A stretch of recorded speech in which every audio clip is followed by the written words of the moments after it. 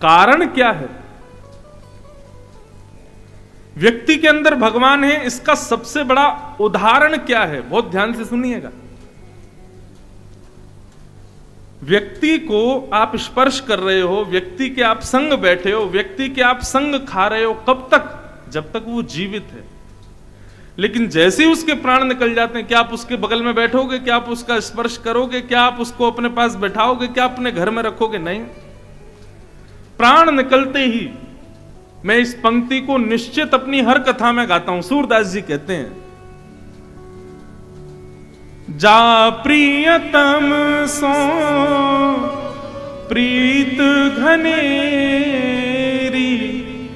प्राण निकल जाने के बाद सो देख डर जई,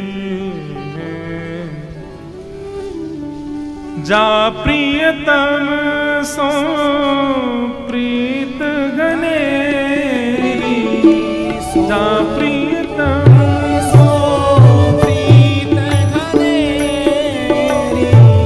जा प्रियतम सो प्रीत घनेरी, जा प्रियतम सो प्रीत घनेरी, सो देख डर जई, सो देख डर जई। पत्नी को अपना पति बहुत प्रिय है, पति को अपनी पत्नी बहुत प्रिय है, बच्चों को अपने माता पिता बड़े प्रिय हैं, माता पिता को अपने बच्चे बड़े प्रिय हैं, भाई भाई को प्रिय है, बहन बहन को प्रिय है, सब एक दूसरे से प्रेम करते हैं, आसक्ति है सबकी। लेकिन जैसे ही हम जिससे प्रेम करते हैं वो अपने प्राण त्याग देता है। हम रोते जरूर हैं, हम बिलखते जरूर हैं, लेकिन उस समय कोई कह दे अच्छा भैया रो मत, एक काम करो, इनको तुम अपने कमरे में ही रखो, है ना, वहीं रखो इनको, बढ़िया रोज सुबह श्रृंगार करना, अब खाएंगे तो है नहीं, रोज इनका भोग लगा देना, रखो इनको अपने घर के साथ ही, मत भेजो इनको शमशान घाट, अपने घर में ही रखो। रखोगे? नहीं रखो। भाई बंधु जो सब उससे प्रेम करते हैं, पंडित जी मुहूर्त कब है, कब ले जाना है इनको शमशान घाट? अरे भैया तुमसे बहुत प्रेम करता था, 2-4 दिन रख लो। अरे नहीं महाराज, रख नहीं सकते। क्यों? दुर्गंध आने लगेगी शरीर में से, अब इसके प्राण चले गए हैं, अब ये हमारे किसी काम का नहीं है। वो प्राण जो चले गए हैं वही चैतन्य भगवान है, जिसकी वजह से वो किसी का भाई था, जिसकी वजह से वो किसी का गुरु था, जिसकी वजह से वो किसी का पति था। वो व्यक्ति किसी का नहीं था, उसके भीतर बैठे चैतन्य सबके थे। वही चैतन्य भगवान का दूसरा रूप है। मन पंछी उड़ जई है जा दिन, मन पंछी उड़ जई है, मन पंछी उड़ जई जा दिन, मन पंछी उड़ जई। सूरदास जी कहते हैं, बिन गोपाल को नहीं अपनो, बिन गोपाल को नहीं अपनो, बिन गोपाल को नहीं अपनो, बिन गोपाल को नहीं अपनो, जासों की रहती रही,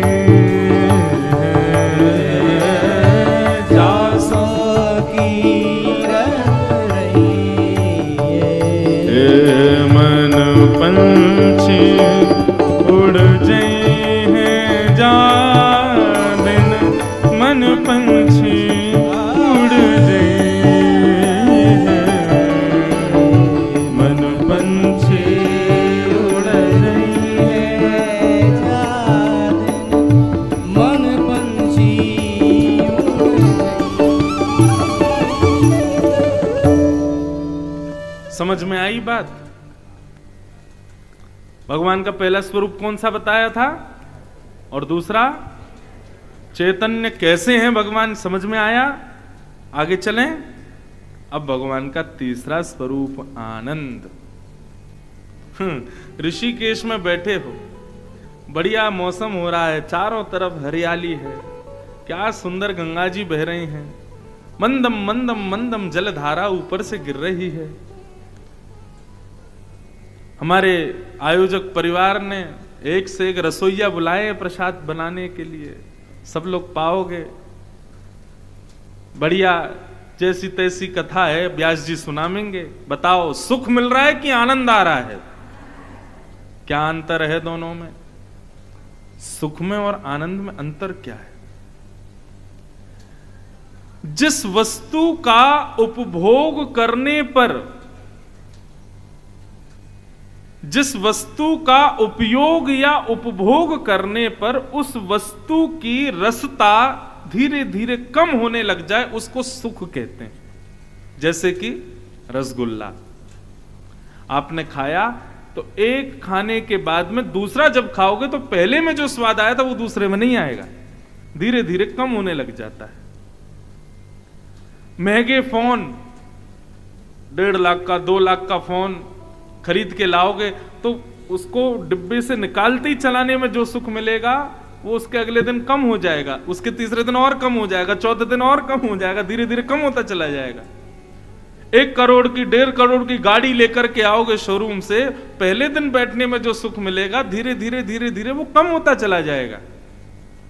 25,000 रुपए प्रतिदिन के महीने के कमरे में किसी होटल में रुकोगे तो प्रवेश करते ही जो सुख मिलेगा वो हर क्षण में कम होता चला जाएगा। संसार की हर वस्तु जिसका उपभोग करने पर उसके उपभोग से मिलने वाला सुख कम होता रहे उसी को सुख कहते हैं।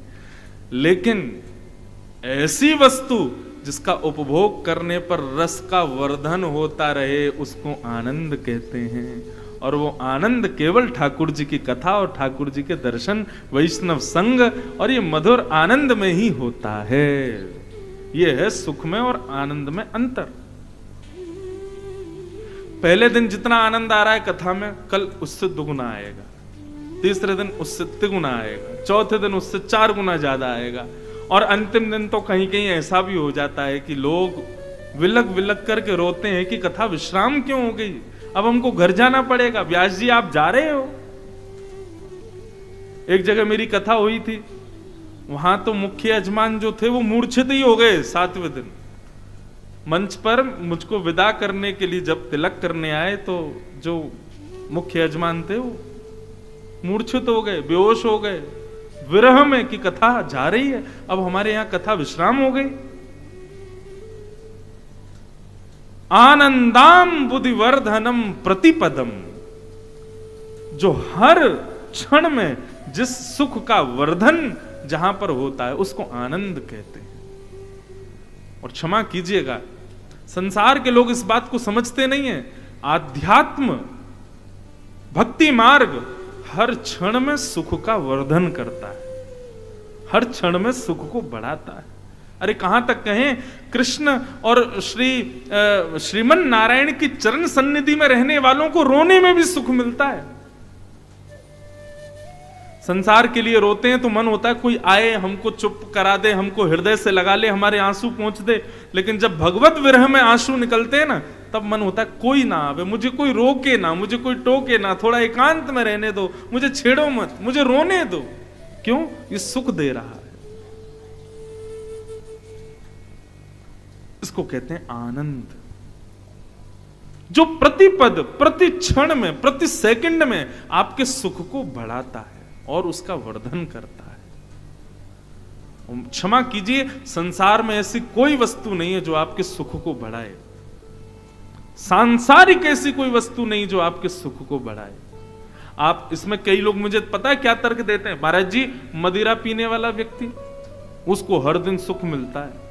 अरे मैंने कहा कभी पूछना उससे, जब वो मदिरा पान ना करता हो तब पूछना, भैया तुमको अच्छा लगता है? तो पता क्या बोलेगा, ना बिल्कुल अच्छा नहीं, मैं तो चाह रहा हूं छूट जाए, लेकिन मेरी इंद्रियां इसके प्रति आसक्त हो गई हैं।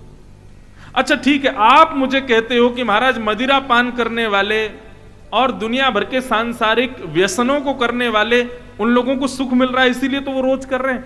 लेकिन उससे हो क्या रहा है? उनके शरीर का ही तो पतन हो रहा है, उनकी बुद्धि का पतन हो रहा है, उनकी मानसिकताओं का पतन हो रहा है, उनके विचारों का पतन हो रहा है।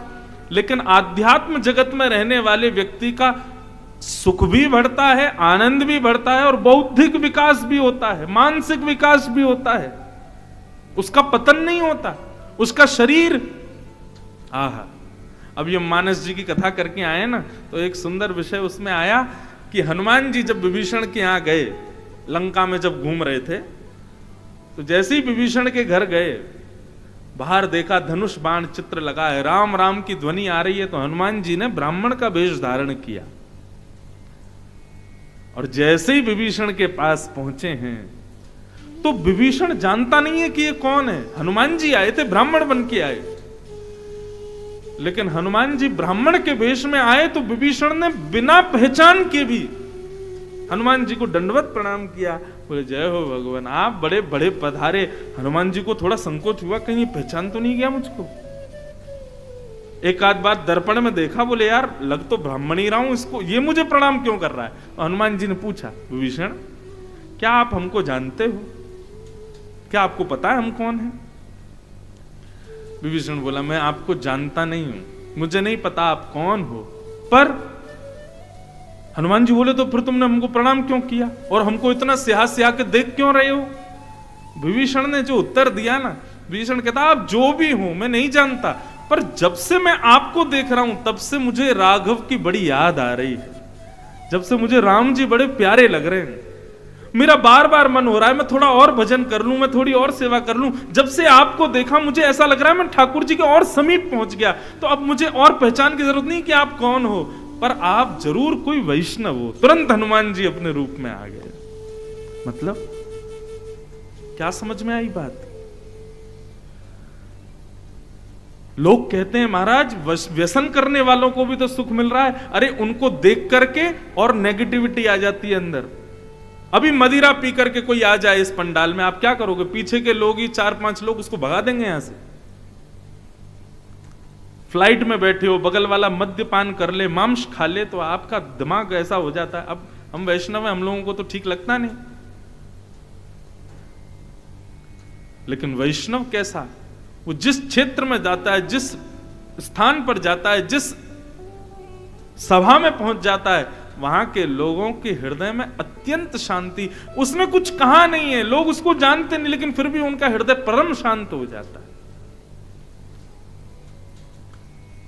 मैंने प्रसंग सुना है, क्योंकि स्थान उन्हीं का है इसलिए मैं कह सकता हूं। हमारे परम पूजनीय श्री भाई जी,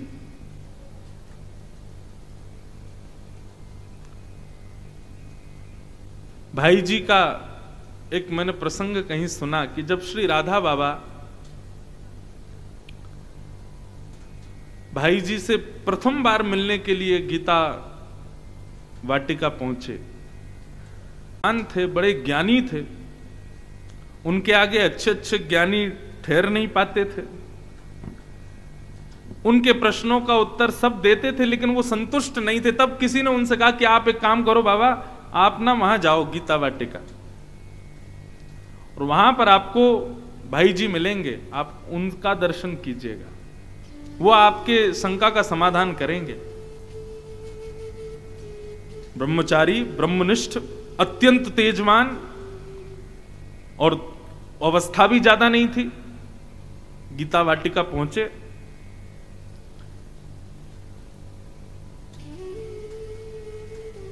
पूज्य भाई जी संतों को प्रसाद पवा रहे थे, तो किसी ने कहा बाबा आप थोड़ा विराजो, भाई जी अभी आ रहे हैं। भाई जी अपनी सेवा से निवृत्त होकर के जब पधारे, तो वर्णन आता है, उस समय के दृष्टाओं ने वर्णन किया कि भाई जी ने जाकर के श्री राधा बाबा के श्री चरण कमलों के 5 उंगलियों को, 10 उंगलियों को अपने हस्त कमल की 10 उंगलियों से स्पर्श किया, और जैसे ही स्पर्श किया, राधा बाबा की वो स्थिति हो गई जो वृंदावन जाकर के उद्धव की स्थिति हुई थी। बस अब कुछ सुनना, कहना, कोई प्रश्न करने के लिए बोले ही नहीं, बस ऐसा लगा मेरे सारे समाधान हो गए हों केवल स्पर्श मात्र से। और फिर सदा सर्वदा के लिए राधा बाबा ने संकल्प लिया कि मैं जब तक जीवित हूं, जब तक पृथ्वी पर हूं, तब तक 24 घंटे में एक बार भाई जी को जरूर देखूंगा। यह है आध्यात्मिक व्यक्ति के स्वरूप का, स्पर्श का, उसकी उपस्थिति का यह प्रभाव है। यह एक व्यसनी का हो सकता है? इसलिए बंधुओं, भगवान का दूसरा स्वरूप, तीसरा अंतिम स्वरूप है आनंद। आनंद मतलब जो आपके सुख का प्रतिक्षण वर्धन करे, हर क्षण में उसका वर्धन होता रहे, हिलोरें उठती रहें। अच्छा, एक अंतर और है सुख में और आनंद में। सुख में बहुत व्यवस्थाएं चाहिए तब आपको अच्छा लगता है, लेकिन आनंद में बिना किसी व्यवस्था के भी अच्छा लगता है। अब वैसे तो कई माताएं भाई लोग कुर्सी पे बैठे हैं, सबको प्रणाम है, उतर के नीचे मत आ जाना, बैठे रहना। अब आप व्यवस्था में बैठ के कथा सुन रहे हो, ठीक है, आनंद मिल रहा होगा, लेकिन थोड़े से आप वंचित हो रहे हो। आपसे ज्यादा सुख नीचे बैठने वालों को मिल रहा होगा, क्योंकि व्यवस्था का त्याग करके कथा सुन रहे हैं ना, ज्यादा व्यवस्थित होकर के नहीं सुन रहे, इसलिए इनको और ज्यादा आनंद आ रहा होगा। यही अंतर है सुख में और आनंद में। तो भगवान के कितने स्वरूप? 3। पहला सत्य, दूसरा चैतन्य और तीसरा आनंद। सच्चिदानंद रूपाय। इसीलिए हम लोग कृष्ण जन्म जब होता है तब गाते हैं, नंद घर आनंद भयो जय कन्हैया लाल की, नंद घर आनंद भयो जय कन्हैया लाल की। नंद घर लाला भयो, नंद घर कृष्ण भयो, नंद घर बेटा भयो नहीं गाते। नंद घर आनंद भयो जय कन्हैया लाल की, नंद घर आनंद भयो जय कन्हैया लाल की। जय कन्हैया लाल की जय, यशोदा लाल की जय, कन्हैया लाल की जय, यशोदा लाल की जय, कन्हैया लाल की जय, यशोदा लाल की जय, कन्हैया लाल की जय, यशोदा लाल की। नंद घर आनंद भयो जय कन्हैया लाल की, नंद घर आनंद भयो जय कन्हैया लाल, आनंद घर आनंद भयो जय कन्हैया लाल की। बोल नंद के लाला की जय। ले प्रथम दिन ही आपकी कथा में नंदोत्सव हो गया, और वैसे भी आप सब पीले पीले वस्त्र पहन के बैठे हो, तो ये भाव उत्पन्न अपने आप ही हो गया। तो बंधुओं, ठाकुर जी आनंद हैं, सच्चिदानंद रूपाय। और फिर कर्म, 3 कर्म हैं भगवान के, विश्वोत्पत्त्यादि हेतवे। क्या करते हैं भगवान? विश्व का सृजन करते हैं, फिर विश्व का पालन करते हैं, और अंत में विश्व का संहार कर देते हैं। और तीसरी बात, भगवान के 3 गुण हैं। क्या? तापत्रय विनाशाय। ठाकुर जी का तो एक ही गुण है, कृपा का, लेकिन हम लोग जो त्रिगुण से युक्त हैं, आदि दैविक, आदि भौतिक, आध्यात्मिक, इन तीनों गुणों को जो स्वीकार करके उनका विनाश कर देते हैं, ऐसे श्री कृष्ण को हम प्रणाम करते हैं, उनको वंदन करते हैं।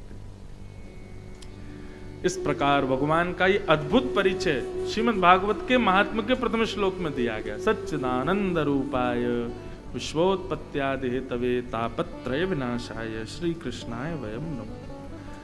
भागवत के 2 श्लोक में, महात्म्य के 2 श्लोक में श्री सुखदेव जी को वंदन किया। हम लोग भी हाथ जोड़ के वंदन करें। यम प्रव्रजन्तमनुपेतमपेत कृत्यम द्वैपायनो विरह कातरया जुहाव पुत्रेति तन्मयतया तरवोभिनेदुः तम सर्वभूत हृदयम मुनिमानतोस्मि। बोलो सुखदेव जी महाराज के। सुखदेव जी को वंदन करते हुए अब यहां से श्री सौनक जी महाराज कहना प्रारंभ करते हैं। 88,000 सौनकादि ऋषि नैमिषारण्य क्षेत्र में मानव कल्याण के लिए यज्ञ कर रहे थे। तभी वहां पर सूत जी का आगमन हुआ और समस्त सौनकादि ऋषियों ने उनसे प्रश्न किया। बंधुओं देखो, ज्ञान जो है ना वो जिज्ञासा के पात्र में ही टिकेगा। यदि आप जिज्ञासु बनकर के कथा नहीं सुनोगे ना तो सब बातें आपके सिर के ऊपर से जाएंगी और आप केवल घड़ी देख के प्रतीक्षा करोगे कब कथा पूरी हो, कब हम भोजन करें। इसलिए जिज्ञासा हृदय में होनी चाहिए। हम सत्य बताएं, हमारा जब गुरुदेव हमको अध्ययन कराते थे तो हमारी एक ही अभिलाषा रहती थी, वो कुछ भी पढ़ाते थे तो मैं कम से कम 100 प्रश्न पूछता था उनसे। ऐसा क्यों हुआ, ये क्यों हुआ, ये कैसे। अच्छा, इसमें परीक्षा नहीं होती थी गुरुजी की परीक्षा लूं कि इनको आता है कि नहीं। एक और चीज, हाँ, कई जगह कथाओं में ये और होता है कि श्रोता लोग इसलिए प्रश्न करते हैं, पूछें तो सही व्यास जी को कितना आता है, देखें तो सही। नहीं, परीक्षा की भावना से नहीं, जिज्ञासा। ऐसा भी तो हो सकता है आपको जो पता हो व्यास जी उससे भी बढ़िया कुछ बता दें। तो जिज्ञासा जब हृदय में होगी तभी ज्ञान टिकेगा। सौनकादि ऋषियों ने जिज्ञासु होकर के सूत जी महाराज से प्रश्न किया। बोले, हे भगवान, हम आपसे प्रश्न करना चाहते हैं। बोले, क्या? कि श्रेयसान्यद्भवे श्रेय पावनानां च पावनम कृष्ण प्राप्ति करम सस्व साधनम तद्वदाधुना। महाराज, श्रेष्ठ से श्रेष्ठ, पवित्र से पवित्र और कम समय में भगवान को कैसे प्राप्त किया जा सकता है, इसका उपाय बताओ। भगवत प्राप्ति का साधन बताइए बस, कृपा करके। ये प्रश्न जब किया तब सूत जी महाराज अत्यंत प्रसन्न हो गए और प्रसन्न होकर के उन्होंने उत्तर दिया। काल व्याल मुखग्रास त्रास निर्णास हे तवे श्रीमद्भागवतम शास्त्रम कलौ कीरेण भाषितम। आज प्रथम दिन है ना, तो आज महात्म सुनाया जाता है। पहले भी सुनी होंगी आपने कथाएं। महात्म का मतलब महत्व, भागवत का महत्व क्या है, तो वही महात्म बताया जा रहा है। तो ध्यान से सुनना, इसमें भी बहुत कुछ है। सूत जी महाराज कहते हैं, भैया संसार में हर व्यक्ति काल के व्याल से डरा हुआ है। कई लोग कहते हैं हमको मरने से डर नहीं लगता। कई लोग कहते हैं ना हमको मरने से डर नहीं लगता, उनको नोच जाना जोर से, जैसे ही नोचोगे तो लग गई तो मरने से डर तो लगता नहीं तुमको, तो लगी क्यों रही है तुमको? हम सबको लगती है। हमारी आंखों के आगे गेंद आ जाए, हमारी आंखों के आगे कंकड़ आ जाए, तुरंत आंखें बंद हो जाती हैं। ये भय है। जरा सी गर्मी हो जाए हम तुरंत पसीना पहुंचने लग जाते हैं, पंखा करो पंखा। ये क्या है? ये सब हमारे देह का अभिमान है। और देह अभिमान कब करता है? जब वो मृत्यु को पाना नहीं चाहता, तब अभिमान करता है। तो हम सब मृत्यु के भय से भयभीत हैं। परंतु बंधुओं, एक स्थिति ऐसी है, वो स्थिति निश्चित रूप से मृत्यु के भय को नष्ट कर देती है, और वो स्थिति प्रदान करती है श्रीमद् भागवत की कथा। लोग पूछते हैं, महाराज जी हमने बहुत कथाएं सुन ली, लेकिन क्या करें, कब तक सुने? मैंने कहा, जब तक मृत्यु का भय हृदय से नष्ट ना हो जाए तब तक सुनते रहो। जब तक देहाभिमान शून्य ना हो जाओ तब तक सुनो। जब तक जिस तरफ दृष्टि घुमाओ उस तरफ श्याम सुंदर ना दिखें तब तक सुनो। जब तक सब में गुण और खुद में अवगुण ना दिखने लग जाएं तब तक सुनो। अभी हम लोग विपरीत हैं, अभी हम लोग बिल्कुल उल्टे हैं। अभी हमको बहुत भय लगता है मृत्यु से।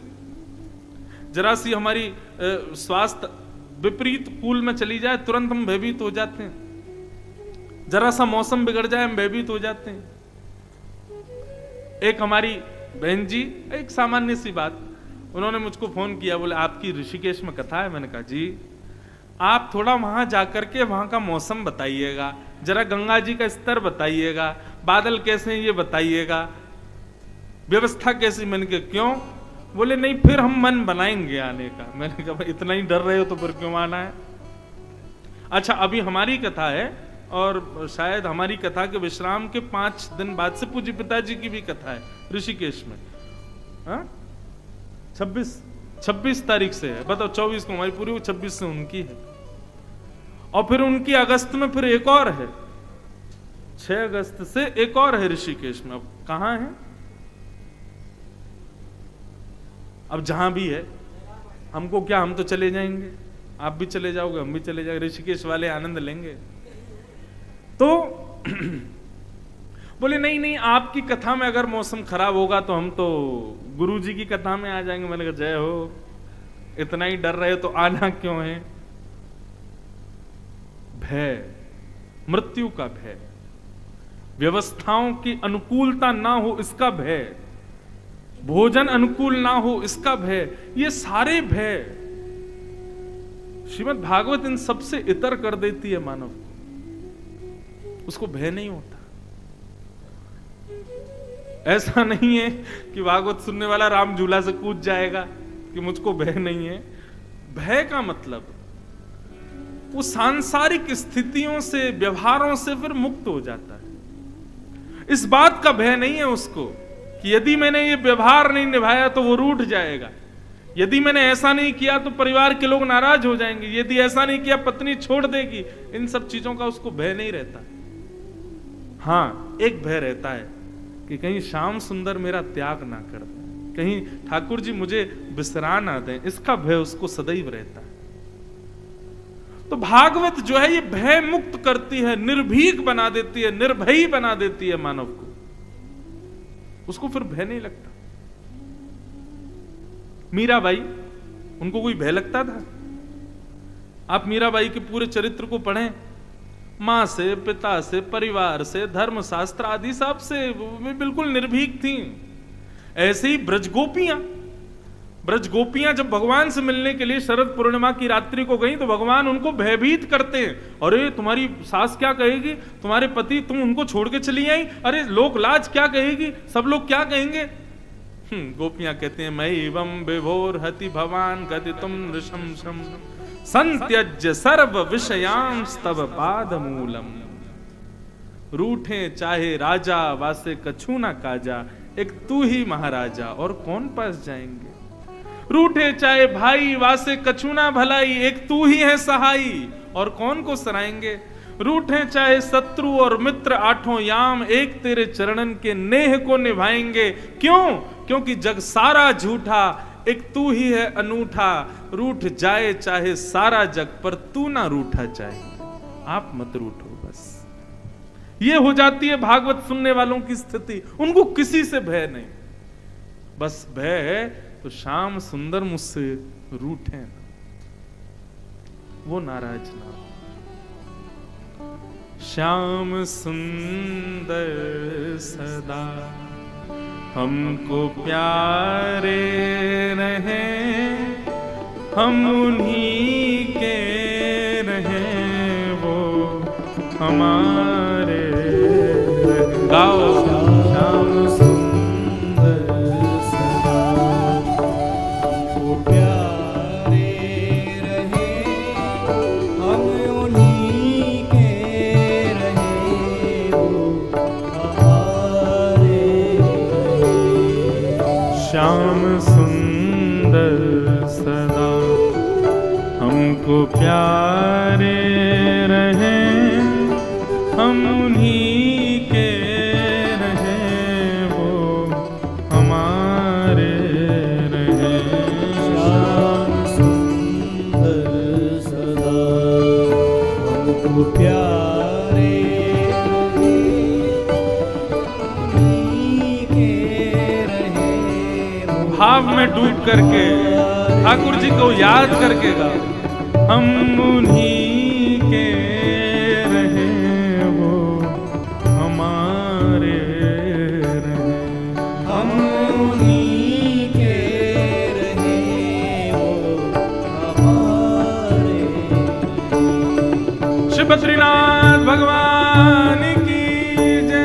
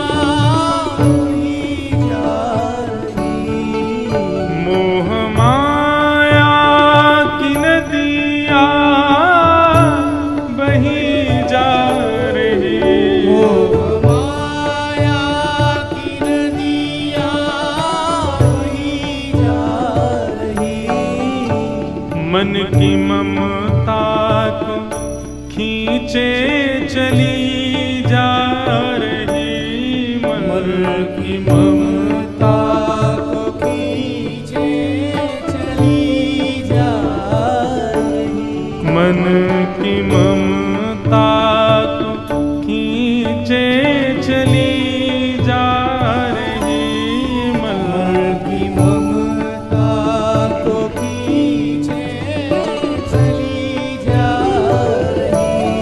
मन की ममता को खींचे चली जा रही। मन की ममता को खींचे चली जा रही।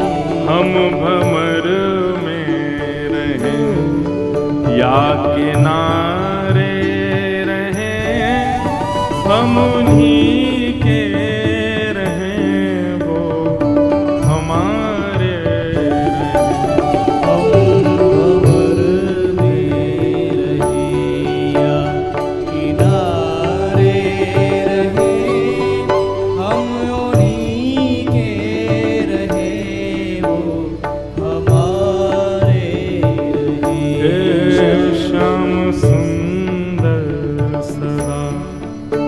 हमको प्यारे रहे, हम उन्हीं के रहे वो हमारे रहे। श्याम सुंदर सदा हमको प्यारे रहे, हम उन्हीं के रहे वो हमारे रहे। प्रेम पीयूष की धार बहती रहे। प्रेम पीयूष की धार बहती रहे। प्रेम पीयूष की धार बहती रहे। प्रेम पीयूष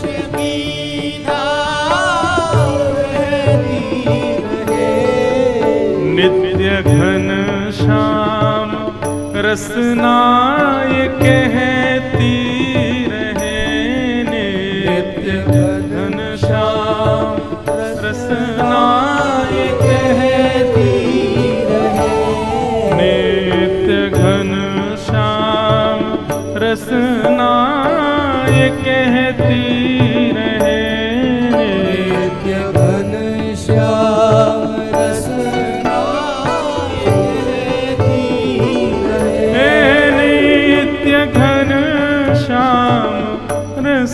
रसना ये कहती रहे, नित्य घन श्याम रसना ये कहती रहे, उनकी तस्वीर मन में बसाए रहे, हम उन्हीं के रहे वो हमारे। उनकी तस्वीर में बनाए रहे, हम उन्हीं के रहे वो हमारे रहे। हे श्याम सुंदर सदा हमको प्यारे रहे, हम उन्हीं के रहे वो हमारे रहे। श्याम सुंदर सदा हमको प्यारे रहे, हम उन्हीं के रहे वो हमारे रहे। ओ हम उन्हीं के रहे वो हमारे रहे। हम उन्हीं के रहे वो हमारे।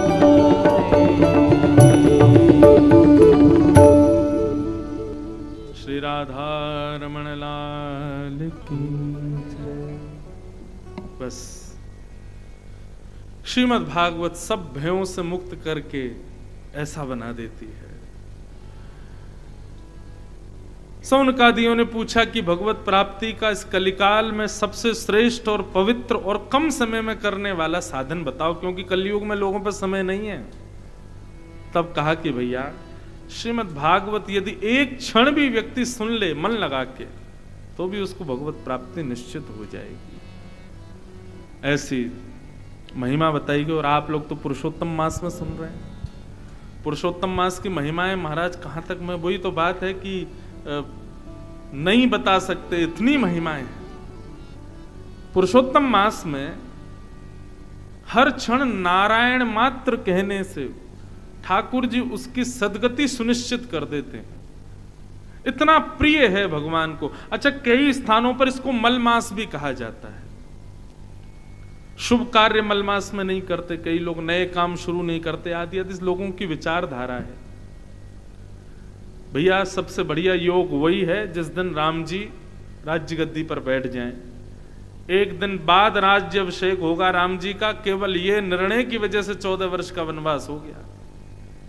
दशरथ जी ये नहीं कहते, वशिष्ठ जी ये नहीं कहते कल उत्तम दिन है, ये कहते अभी इसी वक्त उत्तम दिन है, बैठा दो राम जी को, तो शायद राम जी का 14 वर्ष वनवास नहीं होता।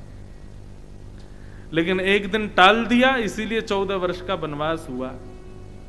इसलिए भैया ये कथा सुनना, भगवत गुणानुवाद करना, भगवत स्मृति करना, ये तो इसके लिए समय मत देखो, ये तो जब कर लो वही दिन पुरुषोत्तम मास है। लेकिन पुरुषोत्तम मास में कर रहे हो तो ये बहुत बड़ी बात है, बहुत विशेष बात है।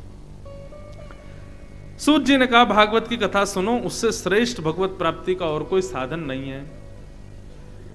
तब सबने पूछा भैया भागवत जी की थोड़ी महिमा बताइए। तब भागवत जी की महिमा बताते हुए एक कथा सुनाते हैं।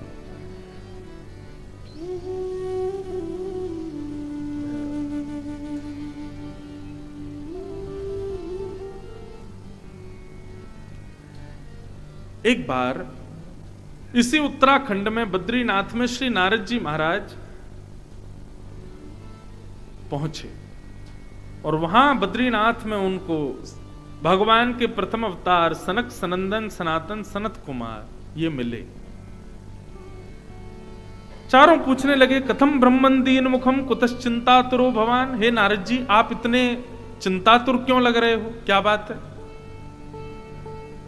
तब नारद जी ने बताया, बोले महाराज ये जो पृथ्वी है ना, इसकी बड़ी महिमा होती है देवलोकों में।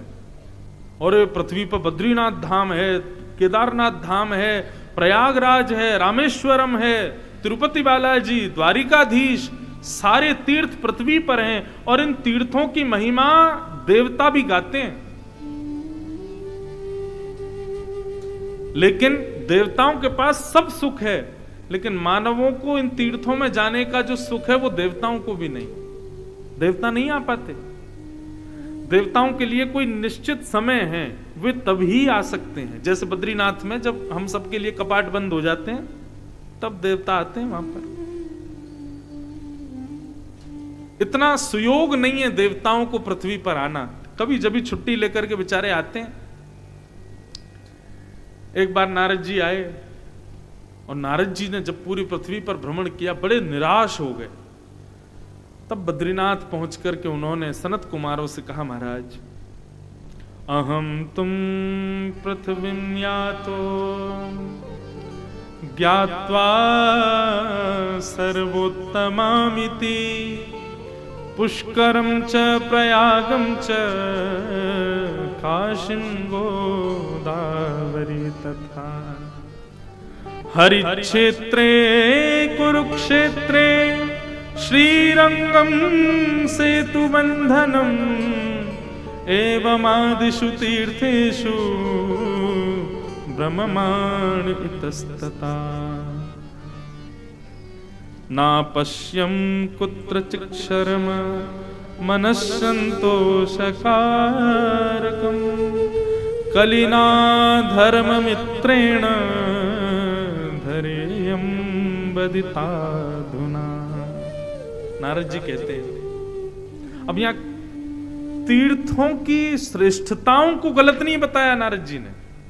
नारद जी बोलते हैं कि मैं पुष्कर गया, प्रयाग गया, काशी गया, गोदावरी स्नान किया, हरिक्षेत्र यानी हरिद्वार गया, कुरुक्षेत्र गया, श्रीरंगम गया, सेतुबंध यानी रामेश्वरम गया, लेकिन एवमादिषु तीर्थेषु ब्रह्ममाण इतस्तता नापश्यम कुत्रचित् शर्म मनस संतोष कारकम, मेरे मन को संतोष नहीं हुआ। सनत कुमार बोले, क्यों? आपके मन को संतोष क्यों नहीं हुआ? तब नारद जी कहते हैं, गंगा स्नान तो कर रहे हैं, लेकिन केवल शरीर की पवित्रता के भाव से, हमारा मन शुद्ध हो इस भाव से नहीं, हमारी बुद्धि सुधरे इस भाव से नहीं। वो एक गीत है ना, मानो तो गंगा माहू, ना मानो तो बहता पानी।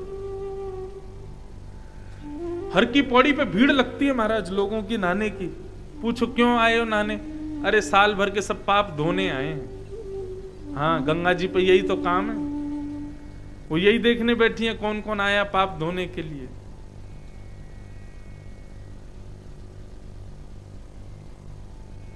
तीर्थों की महिमा, तीर्थों की श्रेष्ठता, नदियों की महिमाओं को जब तक आप कथा के माध्यम से सुनेंगे नहीं ना, वैष्णवों के माध्यम से सुनेंगे नहीं, तब तक तीर्थ जाना व्यर्थ है। किसी भी तीर्थ में जाओ, क्षेत्र में जाओ, किसी भी नदियों में स्नान के लिए जाओ, पहले वहां की महिमा को जानो। और महिमा जानने के लिए कथा सुननी पड़ेगी, संतों का संग करना पड़ेगा, तभी वहां की महिमा पता चलेगी। आजकल क्या हो गया पता है? मैं इस बात का विरोधी नहीं हूं कि युवा इतने केदारनाथ जा रहे हैं। वृंदावन में देखो महाराज, भीड़ की भीड़, राधा कृष्ण यहां छपाए घूम रहे हैं सब लोग वृंदावन में।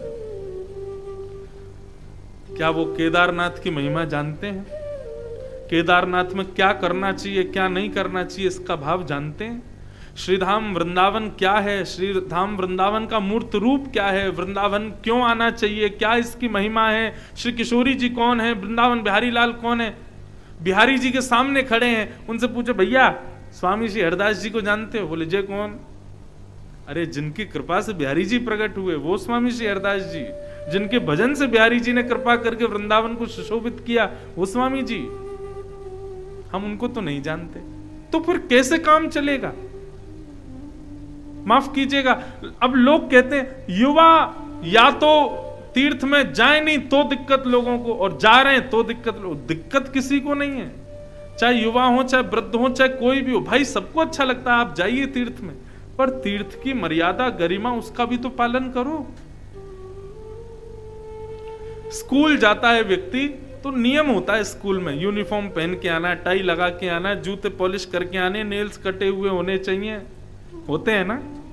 और बच्चे उसका पालन करते हैं। नहीं पालन करते तो कई स्कूलों में चेकिंग होती है, टीचर्स चेक करते हैं, जिस बच्चे के बेल्ट नहीं हो, टाई नहीं हो, शूज पॉलिश नहीं हो, यूनिफॉर्म ठीक नहीं हो, उसको बाहर कर देते हैं। उसके पेरेंट्स को फोन करते हैं, हम आपके बच्चे को एग्जाम में नहीं बैठने देंगे। यूनिफॉर्म में क्यों नहीं आता?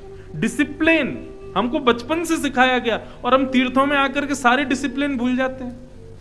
और कहीं की क्या बात करो, आप ऋषिकेश चले जाओ आगे, कितना इनडिसिप्लिन कर दिया है लोगों ने। क्यों? क्योंकि सत्संग करेंगे नहीं, तीर्थ को केवल एक पिकनिक स्पॉट मान करके घूमने चले जाएंगे, तो फिर वो आपके लिए पिकनिक स्पॉट ही रहेगा, वो तीर्थ है ही नहीं आपके लिए। आपके लिए वो नदी रहेगी, जल रहेगा, गंगा जी नहीं है वो। जिसके हृदय में भाव है, जिसके मन में भाव है, उनके लिए वो तीर्थ है। तीर्थ स्थान से नहीं, तीर्थ मन से प्रकट होता है। कथा आती है श्री रैदास जी की। रैदास जी को जब गंगा स्नान करते समय ठाकुर जी मिले ना, तो रैदास जी का एक नियम था, वो घूमते ही रहते थे। कभी ऋषिकेश चले गए, कभी बद्रीनाथ, कभी वृंदावन, कभी रामेश्वरम। लेकिन जैसे ही ठाकुर जी उनकी सेवा में आए तो रैदास जी बोले, अब तो मैं कहीं जा ही नहीं पाऊंगा। क्यों? ठाकुर जी का भोग लगाना, ठाकुर जी की आरती सेवा, क्या करूं? तो रैदास जी ने अपनी कुटिया में ही कागज पर तीर्थों के नाम लिखे और अपनी कुटिया में जगह जगह चिपका दिए। ये हरिद्वार, ये ऋषिकेश, बद्रीनाथ, वृंदावन, ये रामेश्वरम, इस प्रकार अपनी कुटिया में ही सारे तीर्थों के नाम लिख दिए। सुबह अपने ठाकुर जी की सेवा करते और ठाकुर जी से कहे, ठाकुर जी आज कहां चलोगे बताओ? ओहो बड़ी गर्मी हो गई ठाकुर जी, चलो बद्रीनाथ चल रहे हैं, ऋषिकेश चल रहे हैं, बढ़िया ठंडन शीतल हवा होगी, वहां पहाड़ों की वादियां। ठाकुर जी की चौकी उठाते और जहां ऋषिकेश नाम की चिट होती उसके नीचे धर देते। आहा देखो गंगा जी बह रही हैं, ठाकुर जी क्या सुंदर पर्वतमालाएं दिख रही हैं, रिमझिम बारिश हो रही है, संत जन विचरण कर रहे हैं, हर हर शंभू कहते हुए सब लोग नहा रहे हैं, महादेव की उपासना कर रहे हैं। इस प्रकार से अपनी कुटिया में ही तीर्थ का चिंतन करके, और रैदास वास्तव में उस तीर्थ में ही पहुंचा। तीर्थ में नहीं पहुंचते थे, अपनी कुटिया में तीर्थ को प्रकट करते थे। रैदास जी की जीवनी में बताया जाता है कि जिस गांव में रैदास जी रहते थे उसमें कभी कभी जेठ के महीने में भयंकर गर्मियों में ठंडी शीतल हवा चलने लगती थी। तो गांव के लोग चर्चा करते, अरे भाई बड़ी ठंडी हवा चल रही है, सॉल निकालो, कंबल निकालो, जेठ का महीना इतनी ठंडी हवा क्यों? बोले जरूर रैदास अपने ठाकुर जी को लेके बद्रीनाथ गया होगा। क्यों? उसके ठाकुर जी बद्रीनाथ पहुंच गए कुटिया में और बद्रीनाथ आ जाता था गांव में। और कभी कभी ठंडी के महीने में जहां पर शीतल ब्यार चलती थी, रैदास जी कुकुड़ते हुए ठाकुर जी बड़ी सर्दी हो रही है, कहां चलें? दक्षिण चलते हैं, रामेश्वरम, वहां सर्दी नहीं पड़ती। तो जैसे ही अपने ठाकुर जी को उठा के रामेश्वरम ले जाते, सोई उनके गांव में ठंडी हवा की जगह गर्मी होने लग जाती। लोग वस्त्र उतारते, गंगा जी में कूद जाते, भैया बड़ी गर्मी पड़ रही है, जरूर रैदास अपने ठाकुर जी को रामेश्वरम ले गया होगा। तीर्थ हमारे हृदय में बसता है, हमारी मानसिकता में बसता है, हमारी बुद्धि में बसता है, हमारे ज्ञान में बसता है, हमारे विवेक में बसता है। यदि वहां तीर्थ नहीं है तो आप विश्वास मानिए, आप देह से भी तीर्थ में नहीं हो, आपके पिकनिक स्पॉट पे ही हो। पहले तीर्थ को बुद्धि में, मानसिकता में, हृदय में, अपने रोम रोम में बसाओ, तब वहां जाओ। केदारनाथ कितना पवित्र स्थान, बद्रीनाथ। लोगों को लगता है कि मनाली और ये सब घूमते घूमते बहुत थक गए, अब काय को अब चलो इनको यहां जाते। अरे ये साधारण स्थान नहीं है। इन स्थानों की भी श्रेष्ठता इसलिए क्योंकि ठाकुर जी ने इनको चुना। पहले उनको अपने हृदय में तो धारण करो, अपनी बुद्धि में तो लाओ, अपनी मानसिकता में तो तीर्थ को बसाओ। उसके बाद जब आप वहां जाओगे, विश्वास मानिए, पहले वृंदावन को कम से कम 1 वर्ष तक सुनिए। वृंदावन क्या है, वृंदावन कैसा है, वृंदावन को सुनते सुनते सुनते जब वृंदावन 1 वर्ष तक आपकी बुद्धि में, चिंतन में, नेत्रों में, कानों में, सब जगह केवल वृंदावन हो, उसके बाद वृंदावन जाइएगा। आपको दर्शन के लिए बिहारी जी के मंदिर में जाने की जरूरत नहीं है। वृंदावन प्रवेश करते ही जहां नजर घुमाओगे वहीं बिहारी जी दिखेंगे। हर कण कण में बिहारी जी का दर्शन होगा। वृक्ष वल्लरी फिर साधारण नहीं दिखेंगे, लगेगा यही गोप गोपियां हैं, यही ऋषिजन हैं। अब ऋषिकेश महिमा क्या है? यहां पर एक भी वृक्ष नहीं है, ऋषिकेश में एक भी वृक्ष नहीं है। ऋषिकेश में सब ऋषि हैं और ये सब ऋषि नारायण से आज्ञा मान करके इस स्थान को पुनीत करने के लिए, इस स्थान पर अपनी योग्यताओं को पाने के लिए वृक्ष बन करके यहां भजन कर रहे हैं। इसलिए इसको ऋषिकेश कहा गया।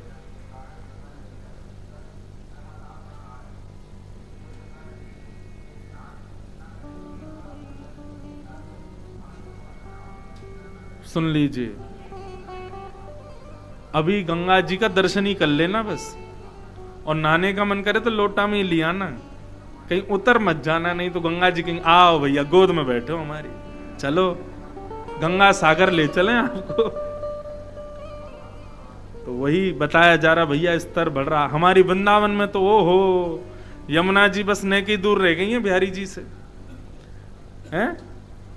हाँ, आज कल में अगर यमुना जी का जल नहीं रुका तो राधा वल्लभ जी से तो ऊपर आ ही गई हैं। वृंदावन में कुछ ही क्षेत्र, हमारा घर इस्कॉन मंदिर के पास बीच के क्षेत्र के थोड़े घर बचे, नहीं तो सब गंगा यमुना जी आ गई हैं सब जगह। सबके घरों को पवित्र, अधिक मास है ना, अधिक मास में सब कृष्ण में होते हैं, तो मानो यमुना जी कन्हैया को प्रणाम करने आ रही हैं। जय हो, ऐसी यमुना जी हमारे वृंदावन को पुनीत कर रही हैं। मैं चंद घंटों के लिए वृंदावन गया था कल, तो श्री यमुना जी का जल स्तर बढ़ रहा है। हमारे वृंदावन के लोग इतने आनंद में अपने घरों से कूद कूद के यमुना जी का स्वागत कर रहे हैं। कोई रोरी चंदन से पूजन कर रहा है, कोई मालाएं पहना रहा है, गंगा जी को गुलाब जल से स्वागत कर रहे हैं। एक घर में तो पूरे जैसे नई दुल्हन आती है ना, उसके मुख दिखाई में चूड़ी देते हैं, पाजेब देते हैं, चुनरी उड़ाते हैं, सब ऐसी। हमारी तो ब्रजवासियों की तो बहू है ना यमुना जी, लाला की बहू, लाला की पत्नी है। तो एक ब्रजवासी ने तो सारे श्रृंगार बहू के जन मुख दिखाई में जो देते हैं, जैसे यमुना जी उनके द्वार पर आई हैं, क्योंकि जल स्तर बढ़ रहा है, तो बिल्कुल जैसे बहू को मुख दिखाई करते हैं ऐसी यमुना जी की मुख दिखाई कर रहे हैं। वृंदावन का भाव अलग है, वृंदावन विचित्र है। तो भैया मैं क्या निवेदन कर रहा था, तीर्थों को, धामों को, स्थानों को अपने पहले हृदय में बसाओ, तब वहां जाओ। नहीं तो निश्चित मानिए आप अपराध कर बैठेंगे तीर्थ में। पहले वहां की महिमा को जानो। तो इस प्रकार, अच्छा हमें कथा कितने बजे तक करनी है? हैं? 1 बजे तक? हाँ, थोड़ी देरी तक चले ना, कहीं पता चली कि महाराज लोग बाग इशारा करें, महाराज आप तो आए नहीं शोभा यात्रा में, हम तो सुबह से चले फिरे भूखे प्यासे हैं। तो ऐसा विचार मत करना, हम थोड़ी बहुत देर में विश्राम करेंगे। सुनो, तो तीर्थ को हृदय में धारण करो। नारद जी महाराज बोले, मुझे तीर्थों में कोई कमी नहीं लगी, लेकिन तीर्थों में आने वाले लोग वो तीर्थों को जानते ही नहीं है, और जिसकी वजह से उनके मन को संतोष नहीं हो रहा। माफ कीजिएगा, आप वृंदावन, कई लोग मुझसे कहते महाराज जी हम हर महीने वृंदावन आते हैं, तो ये कोई बहुत बड़ी बात नहीं है। आप कहोगे क्यों? वृंदावन एक बार आओ और उसके बाद में वृंदावन छोड़ ही ना पाओ तो समझो बहुत बड़ी बात है। बार बार जाके आना पड़े तो समझो आप वृंदावन आए ही नहीं अभी। पूज्य श्री राधा बाबा कभी वृंदावन नहीं गए। क्यों? कहते थे अगर मैं वृंदावन गया तो फिर मैं आ नहीं पाऊंगा, इसलिए केवल वृंदावन को सुनते थे। वृंदावन के बारे में खूब लिखा, केली कुंज उनकी एक ग्रंथ है, मैंने अवलोकन किया उसका। केली कुंज में गोवर्धन में कहां कैसे है, राधा कुंड कैसा है, कृष्ण कुंड कैसा है, सब उन्होंने चित्रकार बनाए हैं। देह से कहीं भी रहते थे, कि देह से वाटिका में रहते थे गोरखपुर में, देह से ऋषिकेश पधारते थे बाबा यहां, लेकिन चित्त से सदा वृंदावन में रहते थे। यही वास्तविक तीर्थ यात्रा है, चित्त की, देह की नहीं। पहले चित्त को तीर्थ पहुंचाओ, फिर देह को लेके आओ।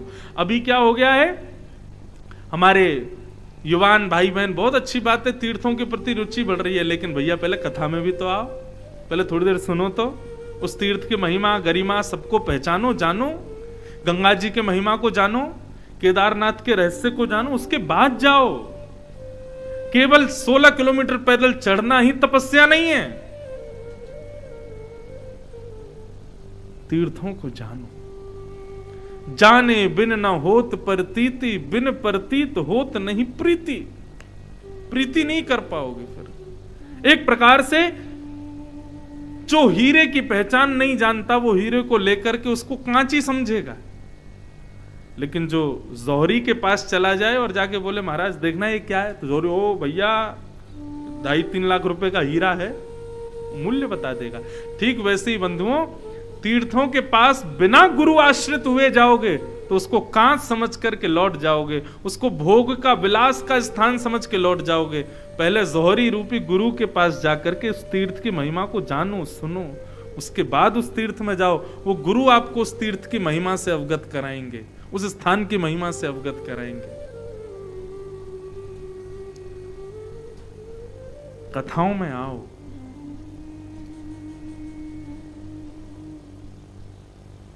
अच्छा, इसमें बुरा नहीं मानिएगा, दोष किसी का नहीं।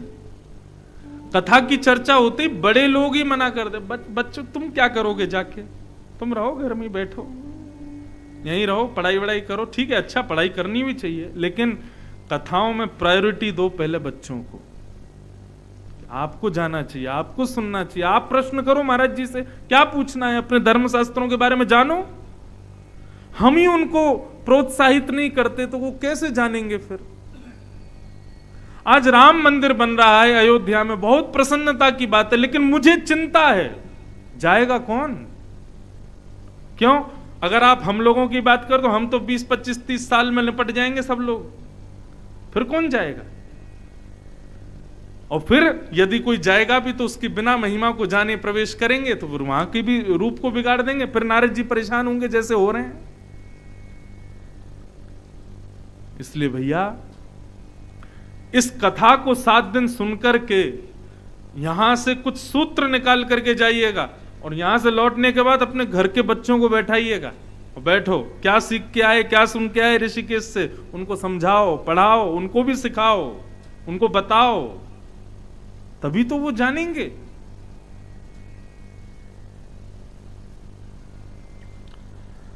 नारद जी महाराज बोले भैया पृथ्वी पर सब जगह घूम लिया, मेरे मन को संतोष ही नहीं हो रहा, यहां के लोग कुछ जानते ही नहीं है।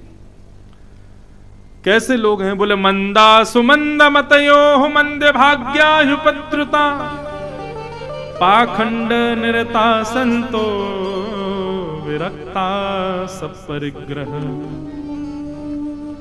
तरुणी प्रभुता गे शाल को बुद्धिदायक कन्या विक्रीयणो लोभा दंपति नाम चक कलंकनम। नारद जी महाराज कह रहे हैं मंद बुद्धि है लोगों की। कैसी मंद बुद्धि? संसार के लोगों की। तंबाकू के ऊपर लिखा होता है मुझको खाओगे तो मैं तुमको मार दूंगा, टबैको किल्स। आदमी उस लिखे हुए स्थान पर ही उंगली रख देता, फिर खा लेता। स्पष्ट लिखा है कि मैं जहर हूं, मैं तुमको मार दूंगा, मुझे मत खाना, फिर भी खा जाते हैं। ये मंद बुद्धि नहीं है तो क्या है? जिन कार्यों के लिए, जिन स्थितियों के लिए धर्म शास्त्र गुरुजन माता पिता मना करते हैं उसको अधबद्ध के करते हैं, ये मंद बुद्धि नहीं है तो क्या है? मंद बुद्धि है लोगों की। और भाग्यहीन लोग हैं पृथ्वी के। क्यों? इतने श्रेष्ठतम इनको सब योग्यताएं मिली हैं, गंगा मिली, यमुना मिली, हिमालय मिला, तीर्थ मिले, उसके बाद भी सदुपयोग नहीं कर पा रहे इनका। ये दुर्भाग्य है हम लोगों का। ये नारद जी कह रहे हैं, मैं नहीं कह रहा हूं। नारद जी कहते हैं तरुणी प्रभुता गेहे श्यालको बुद्धिदायक। अब कई लोगों को यह बात हो सकता है अनुचित लगे, लेकिन भागवत में लिखी, बुजुर्ग मां बैठी है उनकी आज्ञा नहीं, लेकिन युवा पत्नी बैठी है उसकी आज्ञा लेंगे। आप बताओ, वही करेंगे। और क्या लिखा है? बोले श्यालको बुद्धिदायक, बड़े भैया हैं उनकी आज्ञा नहीं पूछेंगे, पत्नी के भैया से आज्ञा लेंगे। तुम बताओ हमारे घर में क्या होना चाहिए? श्यालको बुद्धिदायक।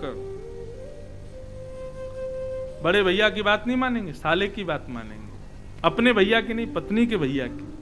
पत्नी के भैयाओं बुरा मत मानना, लेकिन यहां लिखा है श्यालको बुद्धिदायक। और कन्या विक्रीयणो लोभात, बोले विवाह नहीं होता है, कन्या का विक्रय किया जाता है। बताओ 5000 वर्ष पहले नारद जी महाराज को ये दर्शन हो रहा है। कन्या विक्रय। बेटे को इसलिए नहीं पढ़ा रहे ताकि वो बुद्धिमान बने, बेटे को इसलिए पढ़ा रहे हैं ताकि योग्य बनेगा तो योग्य लड़की मिलेगी, योग्य विवाह होगा, योग्य दहेज मिलेगा।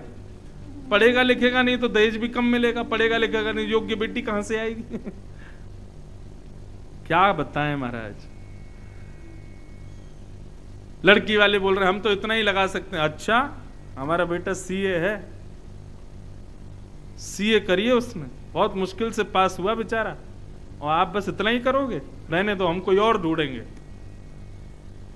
कन्या विक्रय, लोभात, लोभ के कारण होता है। अब यहां बहुत सारा बताया गया है, इसको ना ही कहें तो अच्छा है। पुरुषोत्तम मां से मानवों की स्थिति बताई गई। नारद जी महाराज बोले सब जगह भ्रमण करता हुआ जब मैं वृंदावन पहुंचा तब मैंने क्या देखा? बोले वृंदावन में यमुना जी के तट पर एक तरुणी, एक युवा कन्या बैठी थी, परम सुंदरी, और उसकी गोद में 2 वृद्ध लेटे थे। मैंने उससे पूछा, हे युवती, तुम रो क्यों रही हो? और तुम युवा हो, तुम्हारी गोद में 2 वृद्ध लेटे हैं, ये अनुचित दृश्य दिख रहा है, क्या क्या बात है, बताओ। तब उस युवा ने मुझे बताया, उस कन्या ने मुझे बताया, अहम भक्ति ख्याता इमो में तनयो मतऊ ज्ञान वैराग्य नामानो काल योगेन जर्जरो। महाराज मैं भक्ति हूं। नारद जी बोल, अरे भक्ति महारानी, तुरंत दंडवत प्रणाम किया। देवी आप रुदन क्यों कर रही हो? और ये 2 वृद्ध कौन है जो आपकी गोद में लेटे? भक्ति महारानी बोली, इमो में तनयो मतौ, ये मेरे बेटे हैं दोनों, इसका नाम ज्ञान, इसका वैराग्य। नारद जी महाराज स्तब्ध हो गए, बोले माता युवा पुत्र वृद्ध, ये कैसे संभव हो सकता है मां? बोले कलयुग के प्रभाव से। कलयुग में भक्त सब हैं लेकिन ज्ञानी और वैराग्य तो पूछो ही मत, बिल्कुल ही नहीं है। इसलिए भक्त तो सब हैं लेकिन ज्ञान और वैराग्य की सूक्ष्मता है लोगों के भीतर। इसलिए मैं तो युवान हूं, क्योंकि भक्त कैसे हैं कलयुग में सब जानते ही हैं आप। आजकल सोशल मीडिया भक्त हो गए हैं, कुछ भी खाएंगे, कुछ भी पिएंगे, कुछ भी पहनेंगे, बस सोशल मीडिया कैमरा देखते ही भक्त बन जाएंगे। आचार विचार की शुद्धि का कोई ध्यान नहीं, वस्त्र कैसे पहने इसका कोई विचार नहीं, क्या है कुछ विचार नहीं करेंगे, केवल भक्त बन जाएंगे। तो भक्ति तो सबके अंदर होती है। भक्त तो रावण भी था, रावण भी भक्ति करता था, लेकिन ज्ञान शून्य और वैराग्य शून्य भक्ति कभी पुष्ट नहीं हो पाती। अरे किसी के पुत्र यदि बीमार हो, मां खुश रह सकती है। हम लोगों ने क्या कर लिया? ज्ञान, अरे ज्ञान बट रहा है, यहां मत बैठो। वैराग्य, इसकी चर्चा मत करो।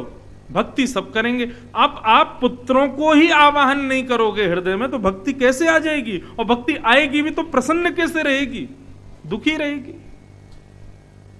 महाराज जी हम तो इतना सब कराते हैं, अनुष्ठान करते हैं, इतना सब तीर्थ यात्रा करते हैं, फिर भी ठाकुर जी घूम फिर के हमको ही दुख देते हैं, हमारे जीवन में ही कष्ट आता है, हमारे जीवन में ही संकट आते हैं, हमारे पिताजी के समय से इतने पाठ चल रहे हैं, ये चल रहे हैं, वो चल रहे हैं, आदि आदि लोग बोलते हैं। अरे ब्राह्मण देवता जो पाठ करने आए, कभी बैठ के सुना कि आप क्या सुना रहे हैं? इसका अर्थ थोड़ा सा हमें भी बताइए ना। कभी जानने का प्रयास किया? नहीं। ज्ञान चाहिए नहीं, केवल ब्राह्मण देवता कर दीजिए, दक्षिणा ले लो, आप कर दो, ऐसे काम थोड़ी चलेगा। थोड़ा बैठ के सुनो भी तो, तभी तो कल्याण होगा। ज्ञान और वैराग्य को जब तक हृदयस्थ नहीं करोगे तब तक भक्ति प्रसन्न नहीं होगी आपके हृदय की। आप कहोगे महाराज जी अब इसको कैसे व्यवस्थित किया जाए? बहुत सावधानी से सुनिएगा। कहने का मतलब ये नहीं है कि बहुत ज्यादा पोथियां पढ़ो, सारे ग्रंथों का अवलोकन कर लो तो वही ज्ञान है, नहीं। यदि बहुत ज्यादा ग्रंथों का अवलोकन करना ज्ञान होता, लच्छेदार संस्कृत बोलना ज्ञान होता, रावण बहुत ज्ञानी था। वो जब स्तुति गाता था ना, महादेव को भी अपने तीसरे नेत्र खोल करके उसको दर्शन देना पड़ता था। ज्ञान की कमी नहीं थी रावण के पास, लेकिन प्रेम युक्त ज्ञान इज इक्वल टू विवेक उसके पास नहीं था। ज्ञान तो था, विवेक नहीं था। मतलब सब्जी तो है, करेला है, घिया है, आलू है, टमाटर है, नींबू है, मिर्च है, बनानी नहीं आती हमको। ज्ञान तो है लेकिन उसका उपयोग करना नहीं जानते, उसका सदुपयोग नहीं जानते। ठीक उसी प्रकार रावण ज्ञानी तो बहुत था लेकिन विवेकी नहीं था। विवेकी मतलब सद असद किस प्रकार इस ज्ञान को प्रचलित किया जाए वो उसको नहीं आता था। और विवेक कहां मिलता है? बिन सत्संग विवेक न होई, और राम कृपा बिन सुलभ न सो। बिना सत्संग के विवेक नहीं होता। मैं ऐसे कितने लोगों को जानता हूं जो ज्यादा पढ़े लिखे नहीं है लेकिन विवेकी हैं। और इसका प्रत्यक्ष किम प्रमाणम, प्रत्यक्ष प्रमाण यदि देना हो, हमारे देश के प्रधानमंत्री, कोई हायर एजुकेशन नहीं है उनके पास, ऐसा नहीं कि बहुत ज्यादा पढ़ाई की हो, लेकिन विवेकी हैं, विवेक है। ऐसे कितने संतों को मैं जानता हूं, ज्यादा बड़े बड़े यूनिवर्सिटी में पढ़े हों, ऐसा नहीं, लेकिन विवेकी। अब हमारे परम पूजनीय प्रातस्मरणीय मलुक पीठ वाले महाराज जी बड़ी बड़ी यूनिवर्सिटी में डॉक्टरेट कर रहे लोग भी उनको सुनते होंगे। 8-8, 9-9 घंटे तैयारी करके डॉक्टर बनने वाले लोग भी उनको सुनते होंगे। हमारे पूज्य पिताजी महाराज अपने जीवन की 1538 कथाएं पूरी कर चुके, जो कि भारत में सबसे ज्यादा है। हमारे पूज्य पिताजी महाराज बाल्यकाल से संत सेवा करके वहीं अध्ययन किया, और आज पूरा विश्व उनकी कथा सुनता है। कहां कहां हम लोग जाते हैं, लोग हमको मिलते हैं। आज ही मैं जब गीता वाटिका में, गीता भवन में प्रणाम करने गया तो एक बड़ी वयोवृद्ध माता, कोई वहां की, कोई चेन्नई से थी शायद, वो मुझको देख करके ऐसे मचल गई। मैंने क्या हुआ? बोले मैंने 2 पीढ़ी की कथा सुन ली, आपके पिताजी की भी पूरी कथाएं सुनी है, अब आपकी भी रोज सुनती हूं। मैंने कहा बताओ कितनी उम्र है इनकी और ये पूरी कथा सुनी बैठी है, पिताजी की कितनी बता रही थी, एक कथा नहीं छोड़ी है मैंने, अब आपकी भी पूरी सुनती हूं। मैंने कहा वाह, ये क्या है? ये ज्ञान के लिए नहीं, विवेक। ज्ञान का सदुपयोग, उसी को ही विवेक कहा जाता है। ज्ञानी होना बड़ी बात नहीं, कोई भी हो सकता है। वही कह रही हैं भक्ति महारानी, लोगों के अंदर ज्ञान तो है नहीं, विवेक तो है नहीं। और दूसरा है वैराग्य। वैराग्य का अर्थ यदि मैं आपसे पूछूं तो आप सब कहेंगे घर का त्याग कर दे, पत्नी बच्चों को छोड़ के हिमालय पर चला जाए, ऋषिकेश में आके रहने लग जाए, समझो वो वैरागी ना। वैराग्य का मतलब वस्तु का त्याग नहीं, वैराग्य का मतलब वस्तु के प्रति आसक्ति का त्याग। समझ में आई बात? नहीं समझे? वैराग्य मतलब वस्तु का त्याग नहीं।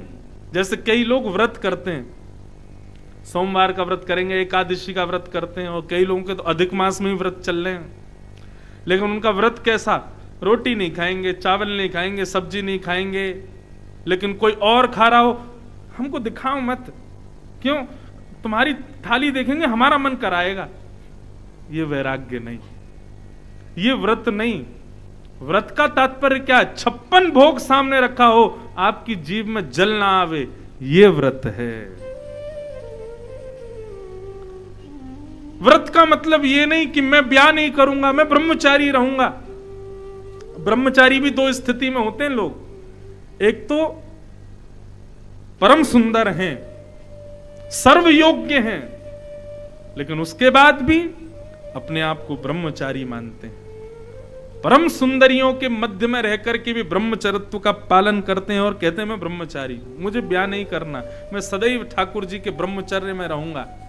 एक तो ये श्रेष्ठ ब्रह्मचारी। और एक ब्रह्मचारी कौन है? आप बोले हम ब्रह्मचारी हैं। और ब्रह्मचारी बनने का कारण यह था कि प्रयास तो खूब किया, लेकिन किसी ने ब्याह नहीं किया। 40 साल की उम्र हो गई तो बोले अब क्या करें, अब तो ब्याह होगा नहीं, एक काम करो हमारे नाम क्या कि ब्रह्मचारी लिख दो। प्रयास तो खूब किया लेकिन बन नहीं पाए। श्रेष्ठ कौन सा है? जो वस्तु मिलने पर भी उसके प्रति लालायित ना होता हो, वो श्रेष्ठ है। वस्तु छोड़ तो कोई भी देता है, विषयों को तो कोई भी त्याग देता है, लेकिन उस वस्तु के सन्मुख होते हुए भी उसके प्रति आसक्ति ना होना, ये वैराग्य है, ये श्रेष्ठता है। भक्ति महारानी कहती है इन दोनों से जब तक युक्त नहीं होगे, विवेक युक्त ज्ञान और आसक्ति रूपी वैराग्य जब तक हृदय में नहीं आएगा, तब तक भक्ति की वास्तविकता को आप पहचान नहीं पाओगे। हे नारद जी, संसार के लोग भक्ति तो सब कर रहे हैं, लेकिन ज्ञान वैराग्य नहीं है, इसलिए मैं दुखी हूं। तब नारद जी महाराज बोले तुम्हारे पुत्र ज्ञान वैराग्य को कैसे ठीक करूं मैं? बोले महाराज कलयुग को मार दो, कलयुग को खत्म कर दो, कलयुग होना ही नहीं चाहिए, इस युग का प्रारंभ भी मत होने दो, तभी मेरे बालक ठीक रह सकते हैं। तब नारद जी महाराज मुस्कुराने लगे और बोले हे भक्ति महारानी, कलयुग में भले ही हजारों दुर्गुण हो, लेकिन एक बहुत बड़ा सद्गुण है जो किसी युग में नहीं है। बोले क्या?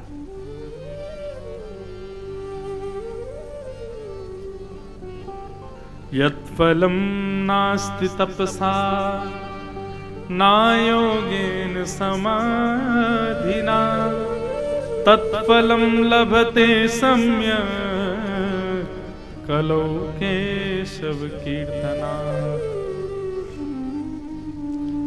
जो फल तपस्या से नहीं मिलता बड़े बड़े तपस्वियों को, जो फल योग साधना से बड़े बड़े योगियों को नहीं मिल पाता, वो फल कलयुग में केवल और केवल भुजा उठा करके हरिनाम संकीर्तन करने वाले उस साधारण मानव को प्राप्त हो जाता है। ये कलयुग का प्रभाव है।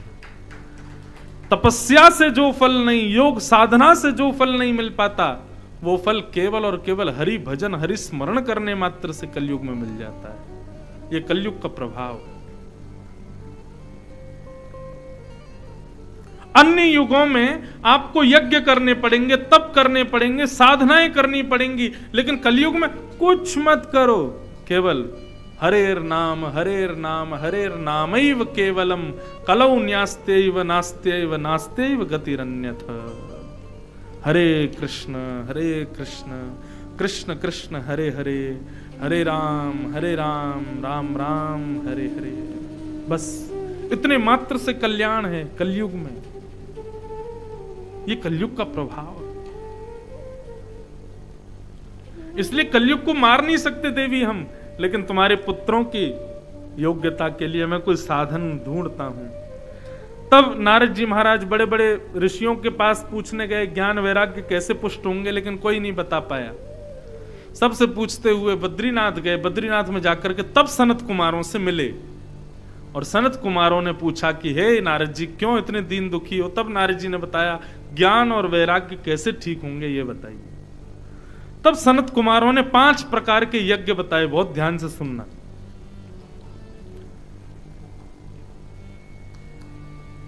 कि द्रव्य यज्ञ, तपो यज्ञ, योग यज्ञ तथा परे, स्वाध्याय ज्ञान यज्ञश्च ते तु कर्म सूचका। 5 प्रकार के यज्ञ हैं नारद जी महाराज। इन यज्ञों को करने से ज्ञान और वैराग्य पुष्ट हो जाएंगे। कौन कौन से यज्ञ हैं? बोले पहला यज्ञ द्रव्य यज्ञ।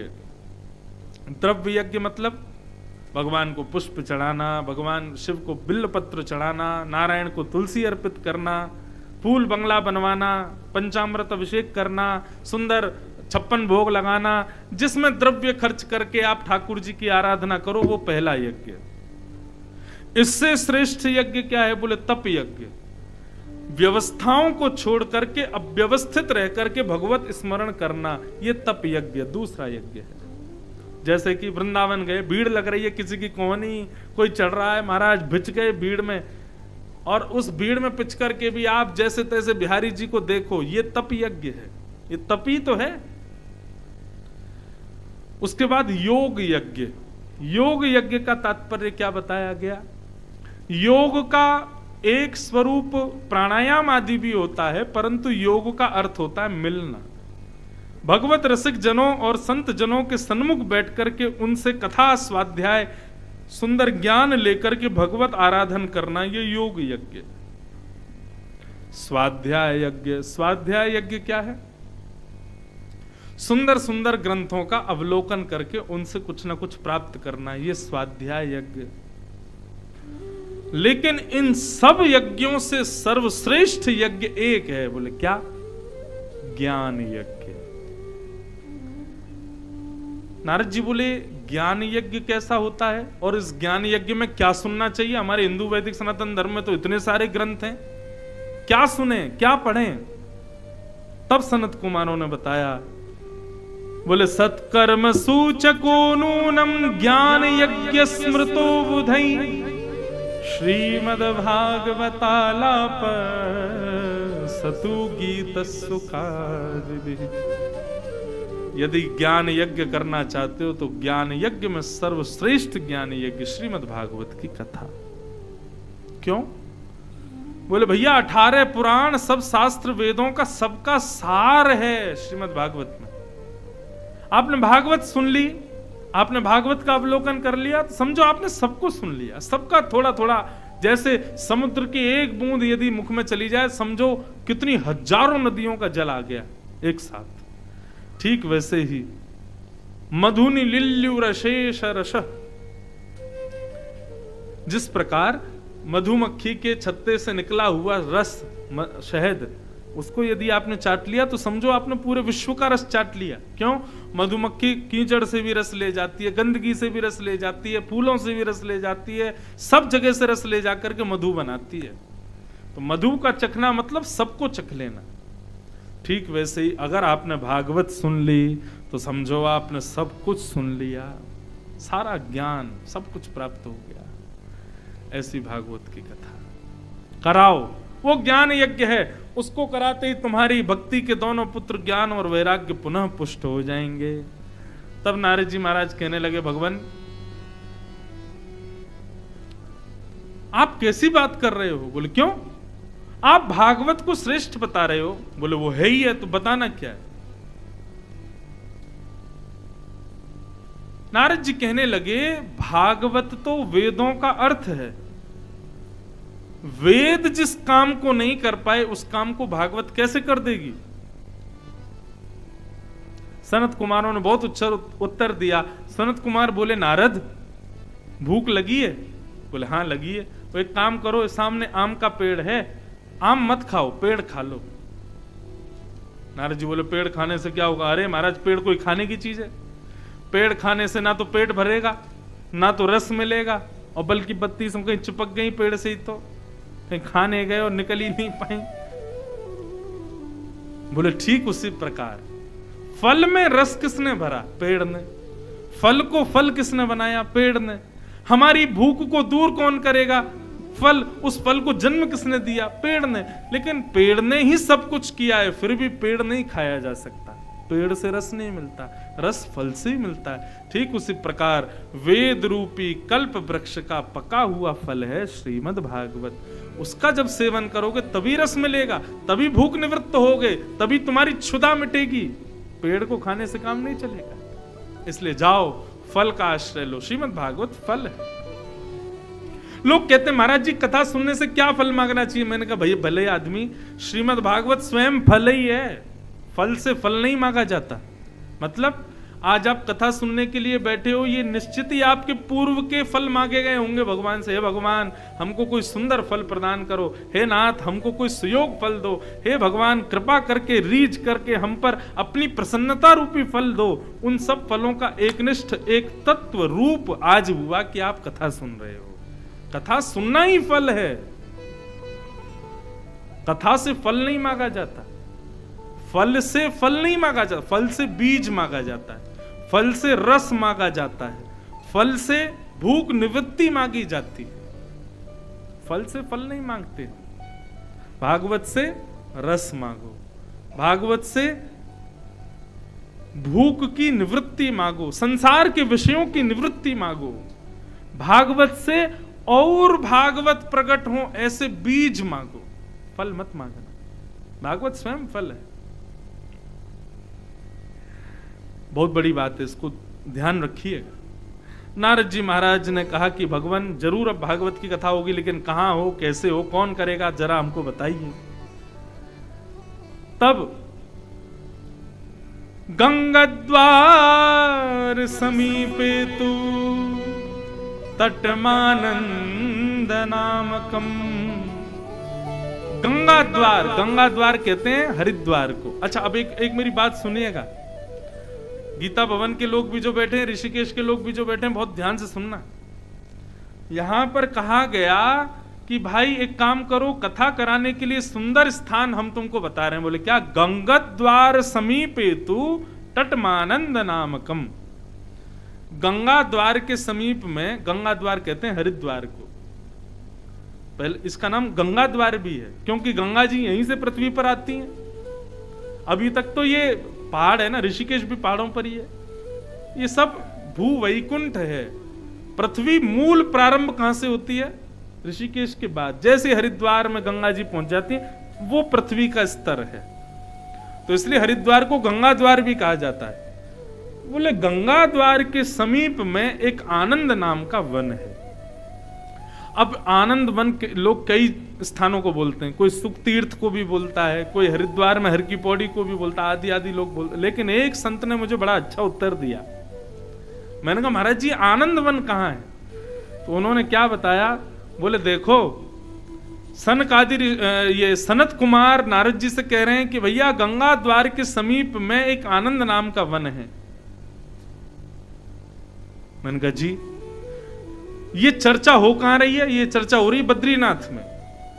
तो बोले बद्रीनाथ में जब ये चर्चा हो रही है तब नारद जी महाराज से सनत कुमार कह रहे हैं भाई जब तुम यहां से नीचे उतरोगे तो गंगा द्वार यानी हरिद्वार से पहले एक आनंद नाम का वन पड़ेगा। वही आनंद वन ये ऋषिकेश है, यही है वो आनंद वन।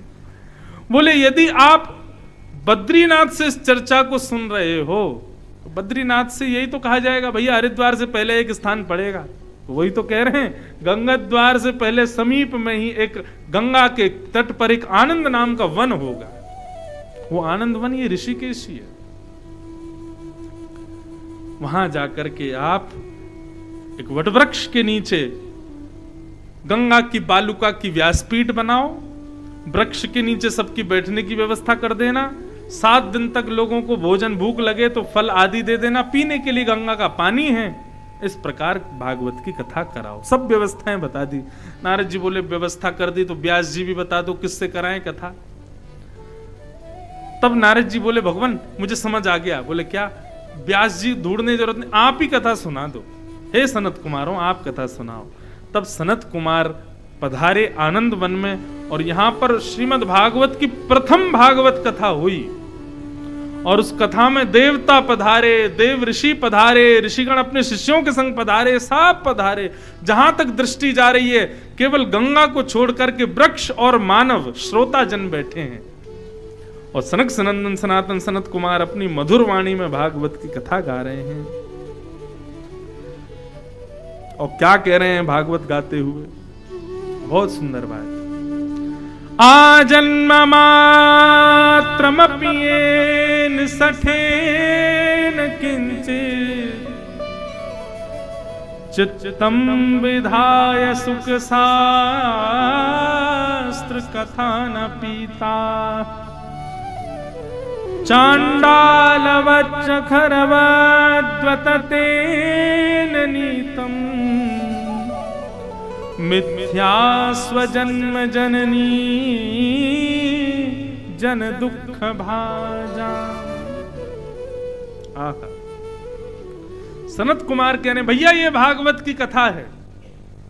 जिसने अपने संपूर्ण जीवन में मन लगा करके कभी इस भागवत की कथा को नहीं सुना, ऐसे व्यक्ति का जन्म केवल अपनी माता को 9 महीने का प्रसव दर्द देने के लिए हुआ है।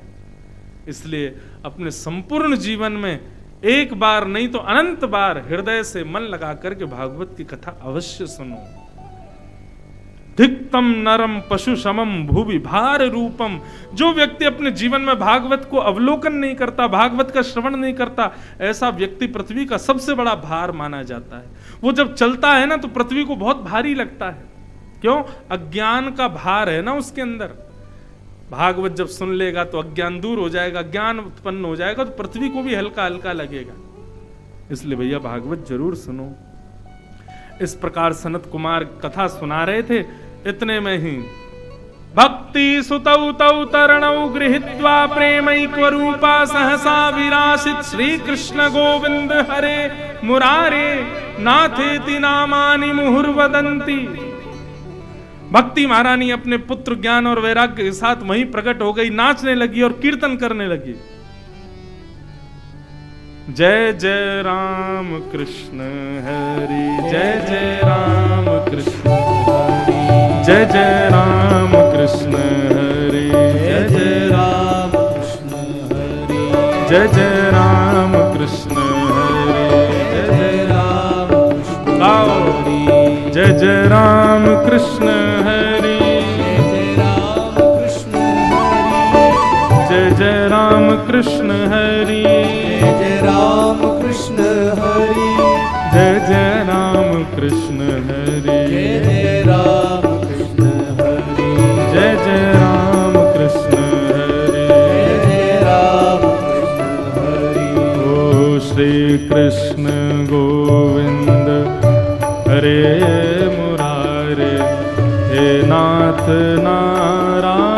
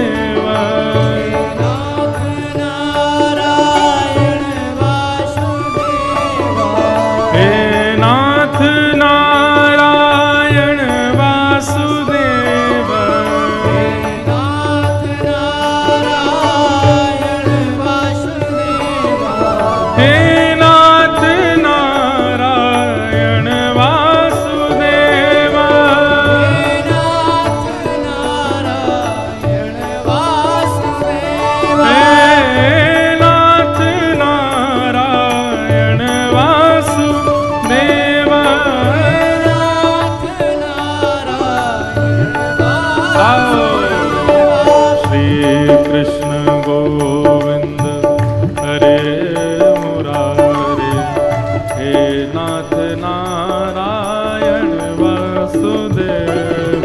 श्री कृष्ण गोविंद हरे मुरारे, हे नाथ नारायण वासुदेव। श्रीमन्नारायण नारायण नारायण, श्रीमन्नारायण करताल बजा के गाओ। भज मन नारायण नारायण नारायण, भज मन नारायण नारायण नारायण। श्रीमन्नारायण नारायण नारायण, श्रीमन्नारायण नारायण नारायण। भज मन नारायण नारायण नारायण, भज मन नारायण नारायण नारायण। हे बद्री नारायण नारायण नारायण, बद्री नारायण नारायण नारायण। बद्री नारायण नारायण नारायण, नारायण नारायण नारायण। हे श्रीमन्नारायण नारायण नारायण, नारायण नारायण नारायण। हे भज मन नारायण नारायण नारायण, नारायण नारायण नारायण। हरि हर नारायण नारायण नारायण, हरि हर नारायण नारायण नारायण। हे हरि हर नारायण नारायण नारायण, हरि हर नारायण नारायण नारायण। कृष्ण नारायण नारायण नारायण, नारायण नारायण नारायण।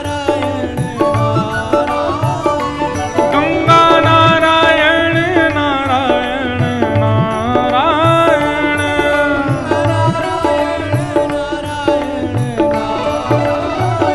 हिमालय नारायण नारायण नारायण, हिमालय भज मन नारायण नारायण नारायण,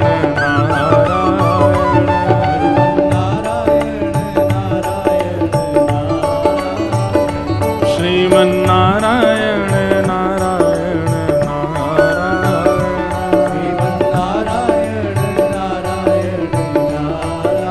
भज मन नारायण नारायण नारायण,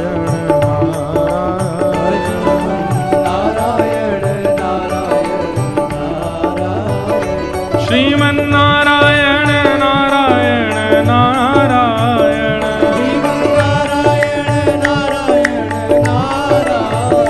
बद्री नारायण नारायण नारायण, तिरुपति नारायण नारायण नारायण, मुक्ति नारायण नारायण नारायण, हरि हर नारायण नारायण नारायण, हरि हर नारायण नारायण, हरि हर नारायण नारायण नारायण, श्रीमन्नारायण नारायण नारायण, श्रीमन्नारायण नारायण, भज मन नारायण नारायण नारायण, श्रीमन नारायण नारायण नारायण, भज मन नारायण नारायण नारायण। जय जय श्री राम, जय जय श्री राम, जय जय श्री राम।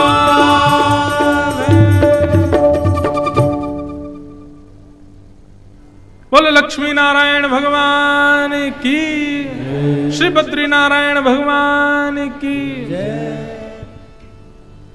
जैसे ही महाराज कथा कहना प्रारंभ किया, इतने में ही भक्ति महारानी अपने दोनों पुत्रों को लेकर के आई। तभी नारद जी ने देखा तो क्या पाया, भक्ति सुतौ तौ तरुणौ गृहीत्वा। भक्ति तो तरुण थी ही, उसके दोनों पुत्र भी तरुण हो गए और तरुण अवस्था में नृत्य करते हुए गाने लगे, श्री कृष्ण गोविंद हरे मुरारे नाथेति नामानि मुहुर वदंती। भक्ति महारानी कहने लगी, जय हो नारद जी, बड़ी कृपा आपकी, जो मेरे पुत्रों का ये विषाद आपने दूर किया। नारद जी महाराज भक्ति महारानी को आशीष देते हैं और बोले, महारानी आप आ तो गई हो, अब बैठोगी कहां, कथा में तो जगह ही नहीं बची। भक्ति महारानी बोली, स्थान दे दीजिए।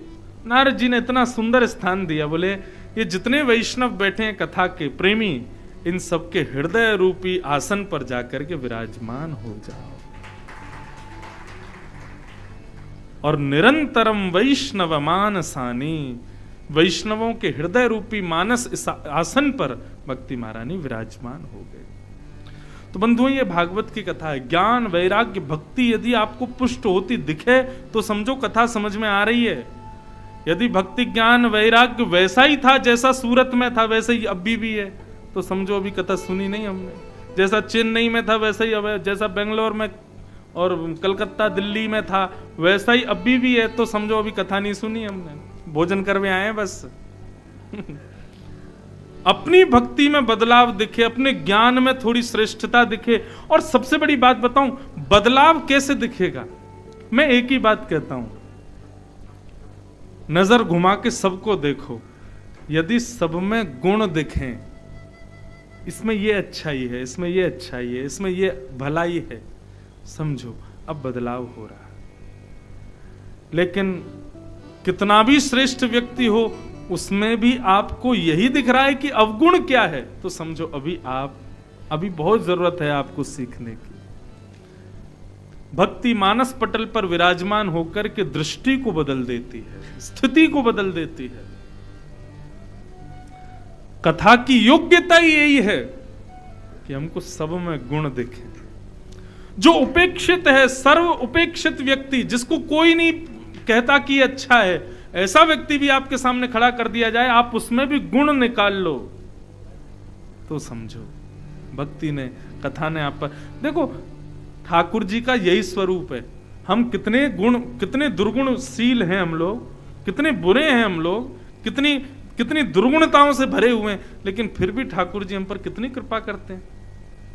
रोज हम लोग जी रहे हैं, रोज जीवित हैं, उपलब्धियां प्राप्त कर रहे हैं, जो मन चाह रहे हैं वो कर रहे हैं। इसका मतलब ठाकुर जी हम पर दया कर रहे हैं। हमारे अवगुणों को नजरअंदाज कर देते हैं। हम क्यों नहीं करते? लोगों के अवगुणों को छोड़ो, प्रयास करो कि उसको सद्गुण युक्त बनाओ, थोड़ा सत्संगी सुनाओ, लेकिन अपनी दृष्टि कैसी रखो, सब में गुण देखो। जब ये स्थिति हो जाए तो समझो कथा ने आपको स्वीकार किया। इसका मतलब ये नहीं है जो मांस खावे, मदिरा पीवे, तंबाकू खावे, बीड़ी पी, उसमें भी देख कितने बढ़िया धुआं निकाल रहा है मुंह से। महाराज जी बोल के गए सब में गुण देखो। तो वहां पर दूसरा सिद्धांत लगाना है। क्या? सूरदास जी कहते हैं, तजोरे मन हरि विमुखन को संग, जाके संग कुमति उपजत है, पड़त भजन में भंग। तजोरे भैया हरि विमुखन को संग। जो हरि से विमुख कराने वाले हैं, ठीक है, देखो किसी को भी तो उसमें गुण देखो, लेकिन ऐसे उपेक्षित व्यक्ति जो भगवान से जिनका कोई संबंध नहीं, कथा से जिनको कोई संबंध नहीं, आप कथा सुनते हो उस बात से जिनको दिक्कत, आप प्रसाद पाते हो उस बात से जिनको दिक्कत, तिलक लगाते हो उस बात से जिनको तिलक, माला करते हो उस बात से जिनको तिलक दिक्कत, आप ऋषिकेश जाके कथा सुन रहे हो इस बात से जिसको दिक्कत, ऐसे को छोड़ो, ऐसे का त्याग करो। जो हरि का नहीं वो हमारा नहीं। हाँ, यहां पर ये गुण लागू किया जा सकता है। बाकी सब में केवल गुण देखो, सब में गुण का दर्शन करो। इस प्रकार भागवत की कथा सुनकर के भक्ति ज्ञान वैराग्य तीनों पुष्ट हो गए। और आगे फिर कथा आती है। आत्मदेव नाम के ब्राह्मण थे, उनके कोई पुत्र नहीं था। उन्होंने संत से जाकर के प्रार्थना की। संत ने कहा भैया प्रकृति जो नहीं दे रही उसके लिए प्रकृति से कभी जिद मत करना। बहुत ध्यान से सुनो, आत्मदेव की कथा से हमने यही सीखा। प्रकृति हमको जो दे दे उसको स्वीकार करो, प्रकृति जो ना देवे उसके लिए जिद मत करो। किसी को पुत्र नहीं मिला, किसी को पुत्री नहीं हो रही, किसी को आदि आदि संसार के कई संबंध हैं, उनका भाव रहता है और लोग रोते रहते हैं ये नहीं हो रहा वो नहीं। अब प्रकृति ने जो दिया है उसको स्वीकार करो। जो नहीं मिल रहा इसका मतलब तुम्हारी भलाई है, उसमें लड़ो मत उसके लिए। आत्मदेव लड़ गए, महात्मा से बोले मुझे पुत्र दो नहीं तो प्राण त्याग दूंगा। महात्मा बोले 7 जन्मों तक तुमको पुत्र नहीं हो सकता, तुम्हारी रेखा देख ली मैंने, लेकिन फिर भी तुम चाहते हो कि तुमको पुत्र हो तो लो ये फल जाकर के अपनी पत्नी को खिला देना। 1 वर्ष के कुछ नियम है, इनका पालन पत्नी करे तो उसको एक सुंदर पुत्र होगा। आत्मदेव ने जाकर के अपनी पत्नी को दिया, लेकिन पत्नी ने बांझ गैया को फल खिला दिया।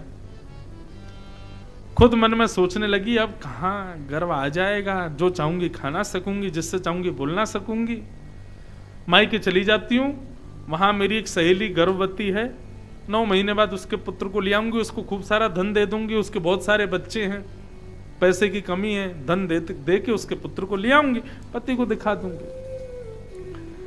धुंधुली एक पुत्र को लेकर के घर आ गई, उसका नाम रखा गया धुंधुकारी। तभी गाय ने भी एक पुत्र को जन्म दिया, उसका नाम रखा गया गोकर्ण। नाम का बहुत बड़ा प्रभाव होता है बालकों के ऊपर, इसलिए बंधुओं नाम सदैव संतों से रखवाओ। हमारे यहां क्या कर देते हैं, अक्षर बता दिया पंडित जी ने, उसके बाद लगे पूरे घर के लोग गूगल गुरुजी से पूछते हैं।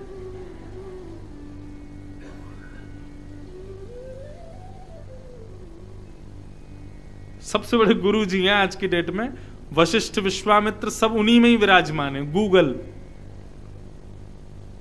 हम कई बार किसी को कुछ बताते हैं कि ऐसा ऐसा ऐसा, तो नीचे से गूगल पर टाइप कर दो, हमारा झूठ बोल रहे हो, गूगल तो मना कर रहा है। अरे बेटा सब चीज थोड़ी गूगल के पास।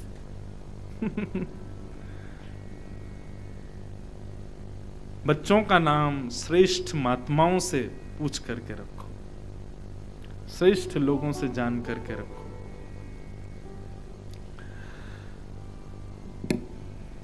तो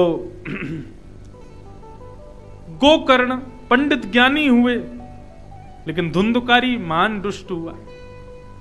बड़े होकर के माता पिता पे हाथ उठाने लगा। आत्मदेव बोले इससे बढ़िया तुम्हें बिना बेटे का ही था, क्यों हो गया? आज याद आई, बोले साधु ने सही कहा था कि तुम बिना पुत्र के ही ठीक रहोगे, पुत्र को मत मांगो, मैंने बहुत गलती की। आत्मदेव जी ग्रह छोड़ करके वन में चले गए, तब वहां गोकर्ण जी ने उनको ज्ञान दिया। ये 2 श्लोक और सुन लीजिए, फिर कथा विश्राम करते हैं। गोकर्ण जी महाराज क्या कह रहे हैं। गंगा जी का तट है बंधु, पुरुषोत्तम मास है, ये 2 श्लोकी भागवत कथा है। हमारे पूज्य पिताजी महाराज के गुरुदेव अनंत श्री विभूषित भागवत के सचल विग्रह श्री रामानुज प्रपन्नाचार्य गुरु जी, वो कहते थे कि ये गोकर्ण के द्वारा सुनाए गए पिता को उपदेश के 2 श्लोक, ये 2 श्लोकों में 18,000 भागवत के श्लोकों का रहस्य है। इतने सुंदर, बहुत ध्यान से सुनना। गोकर्ण जी कह रहे हैं पिताजी क्यों दुखी हो आप? बोले ऐसा बेटा पकड़ के कौन प्रसन्न हो सकता है गोकर्ण, ये धुंधुकारी जैसा दुष्ट पुत्र। मेरा ऐसा पुत्र होगा मैंने सोचा नहीं था। तब गोकर्ण जी ने ज्ञान उपदेश किया, और गोकर्ण जी कहते हैं पिताजी कि देह स्थिमां सरुधिरे भीमतिं त्यजत्वं जाया सुता दिशु सदा ममतां विमुञ्च पश्यानिशं जगदिदं क्षणभङ्गनिष्ठं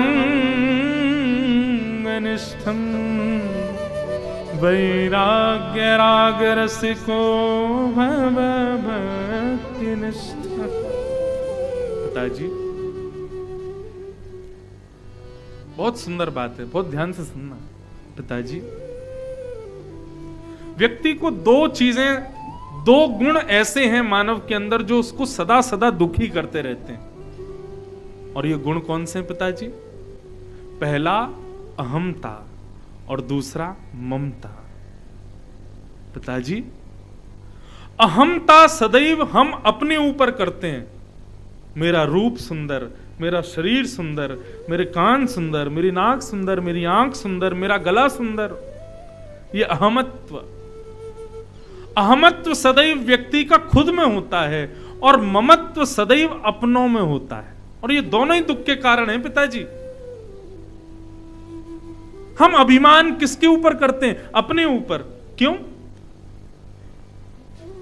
अभिमान तब करो जब ये तुम्हारे वश में हो। क्या शरीर हमारे वश में है? नहीं है। अभी 1:30 बज रहा है और मैं शरीर को कहूं कि नहीं आज तो 4 बजे तक ही कथा सुननी है। शरीर अभिमानी है, 2 बजते ही आपके अंदर से करने लगे, उठो उठो उठो, मुझे भूख लगी, जल्दी भोजन कराओ। तुम्हारी बात माने तो 4 बजे तक हिलेगा नहीं, लेकिन ये तुम्हारे वश में नहीं है। तो फिर इसका अभिमान क्यों करते हो? तुम्हारे वश में हो तो अभिमान करो ना।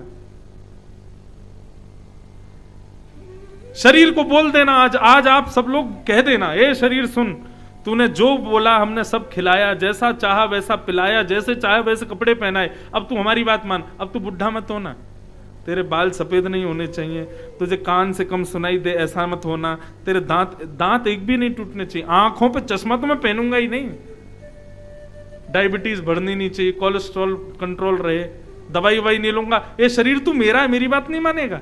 नहीं मानेगा। झुर्रियां पड़नी है तो पड़ेंगी, बाल सफेद होने तो होंगे, आंखों की रोशनी जानी है तो जाएगी, दांत टूटने तो टूटेंगे। आप कितना भी शरीर को घी आदि बढ़िया निविया, वो क्या बोलते हैं, निविया क्या है, क्रीम लगाओ, खूब डब सोप लगाओ, नहीं मानेगा। आप कितनी भी इसकी खातिरदारी करो, ये फिर भी वृद्ध होगा, फिर भी जर्जर होगा, फिर भी दूषित होगा। तो फिर इसका अभिमान क्यों करते हैं हम? पिताजी सबसे पहले तो अपने देह से अभिमान छोड़ो। ये आपका है ही नहीं, ये आपकी बात मानता ही नहीं है, बस ठाकुर जी ने कुछ दिन के लिए रहने के लिए भेजा। सरकारी लोग जो होते हैं ना, उनको सरकारी दफ्तर मिलता है। बुरा नहीं मानना, सरकारी लोग अगर लाइव भी सुन रहे हो तो वो ना अपने घर में कुछ नहीं करवाते। क्यों? सरकार का है, हम क्यों करें? हम इस घर में पैसा लगाएं और फिर हम 4 साल बाद हमारा ट्रांसफर हो जाए, फिर कोई और आके हमारे पैसे का सुख भोगे। इसलिए सरकारी घरों में रहने वाले लोग उस घर में कुछ नहीं करते, जैसा मिलता है, और कुछ करते भी है तो ऐसी सामग्री लगाते हैं जो मूवेबल हो, जब जाएं तो ले जाएंगे संग में।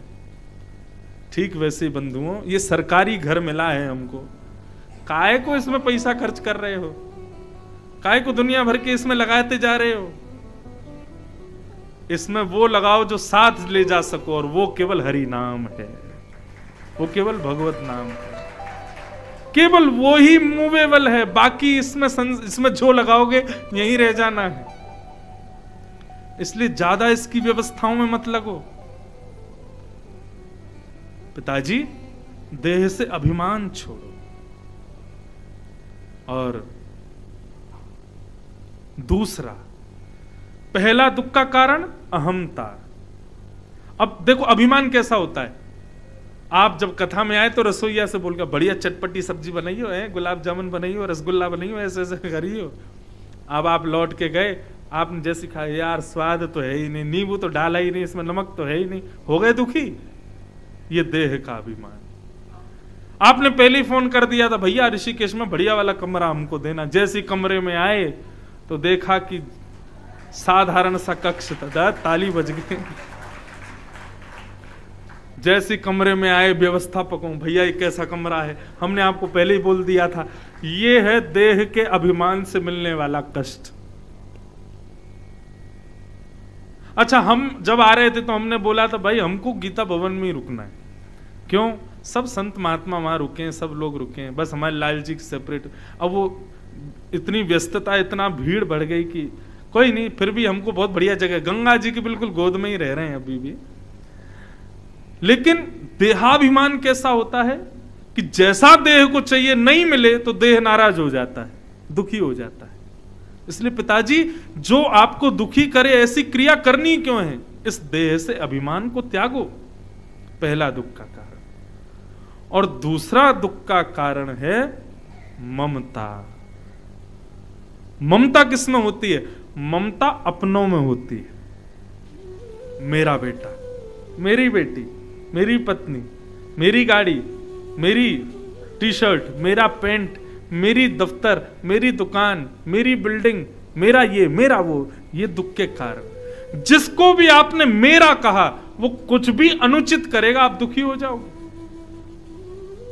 अभी इसके ऊपर मैं क्या उदाहरण देता हूं। आप बाहर गए और बाहर कोई 16-18 वर्ष का बालक आपको तंबाकू खाता हुआ मिले, आप टोकोगे उसको? नहीं टोकोगे।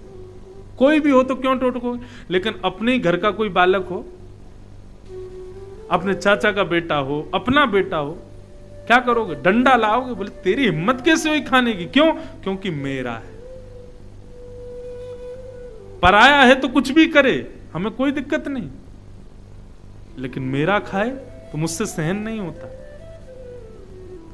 क्यों? क्योंकि मेरापन जहां आता है दुख वहीं है। आपको पता गीता का प्रथम श्लोक क्या है? धर्म क्षेत्रे कुरुक्षेत्रे समवेता युयुत्सव। और फिर वहां क्या कहता है धृतराष्ट्र?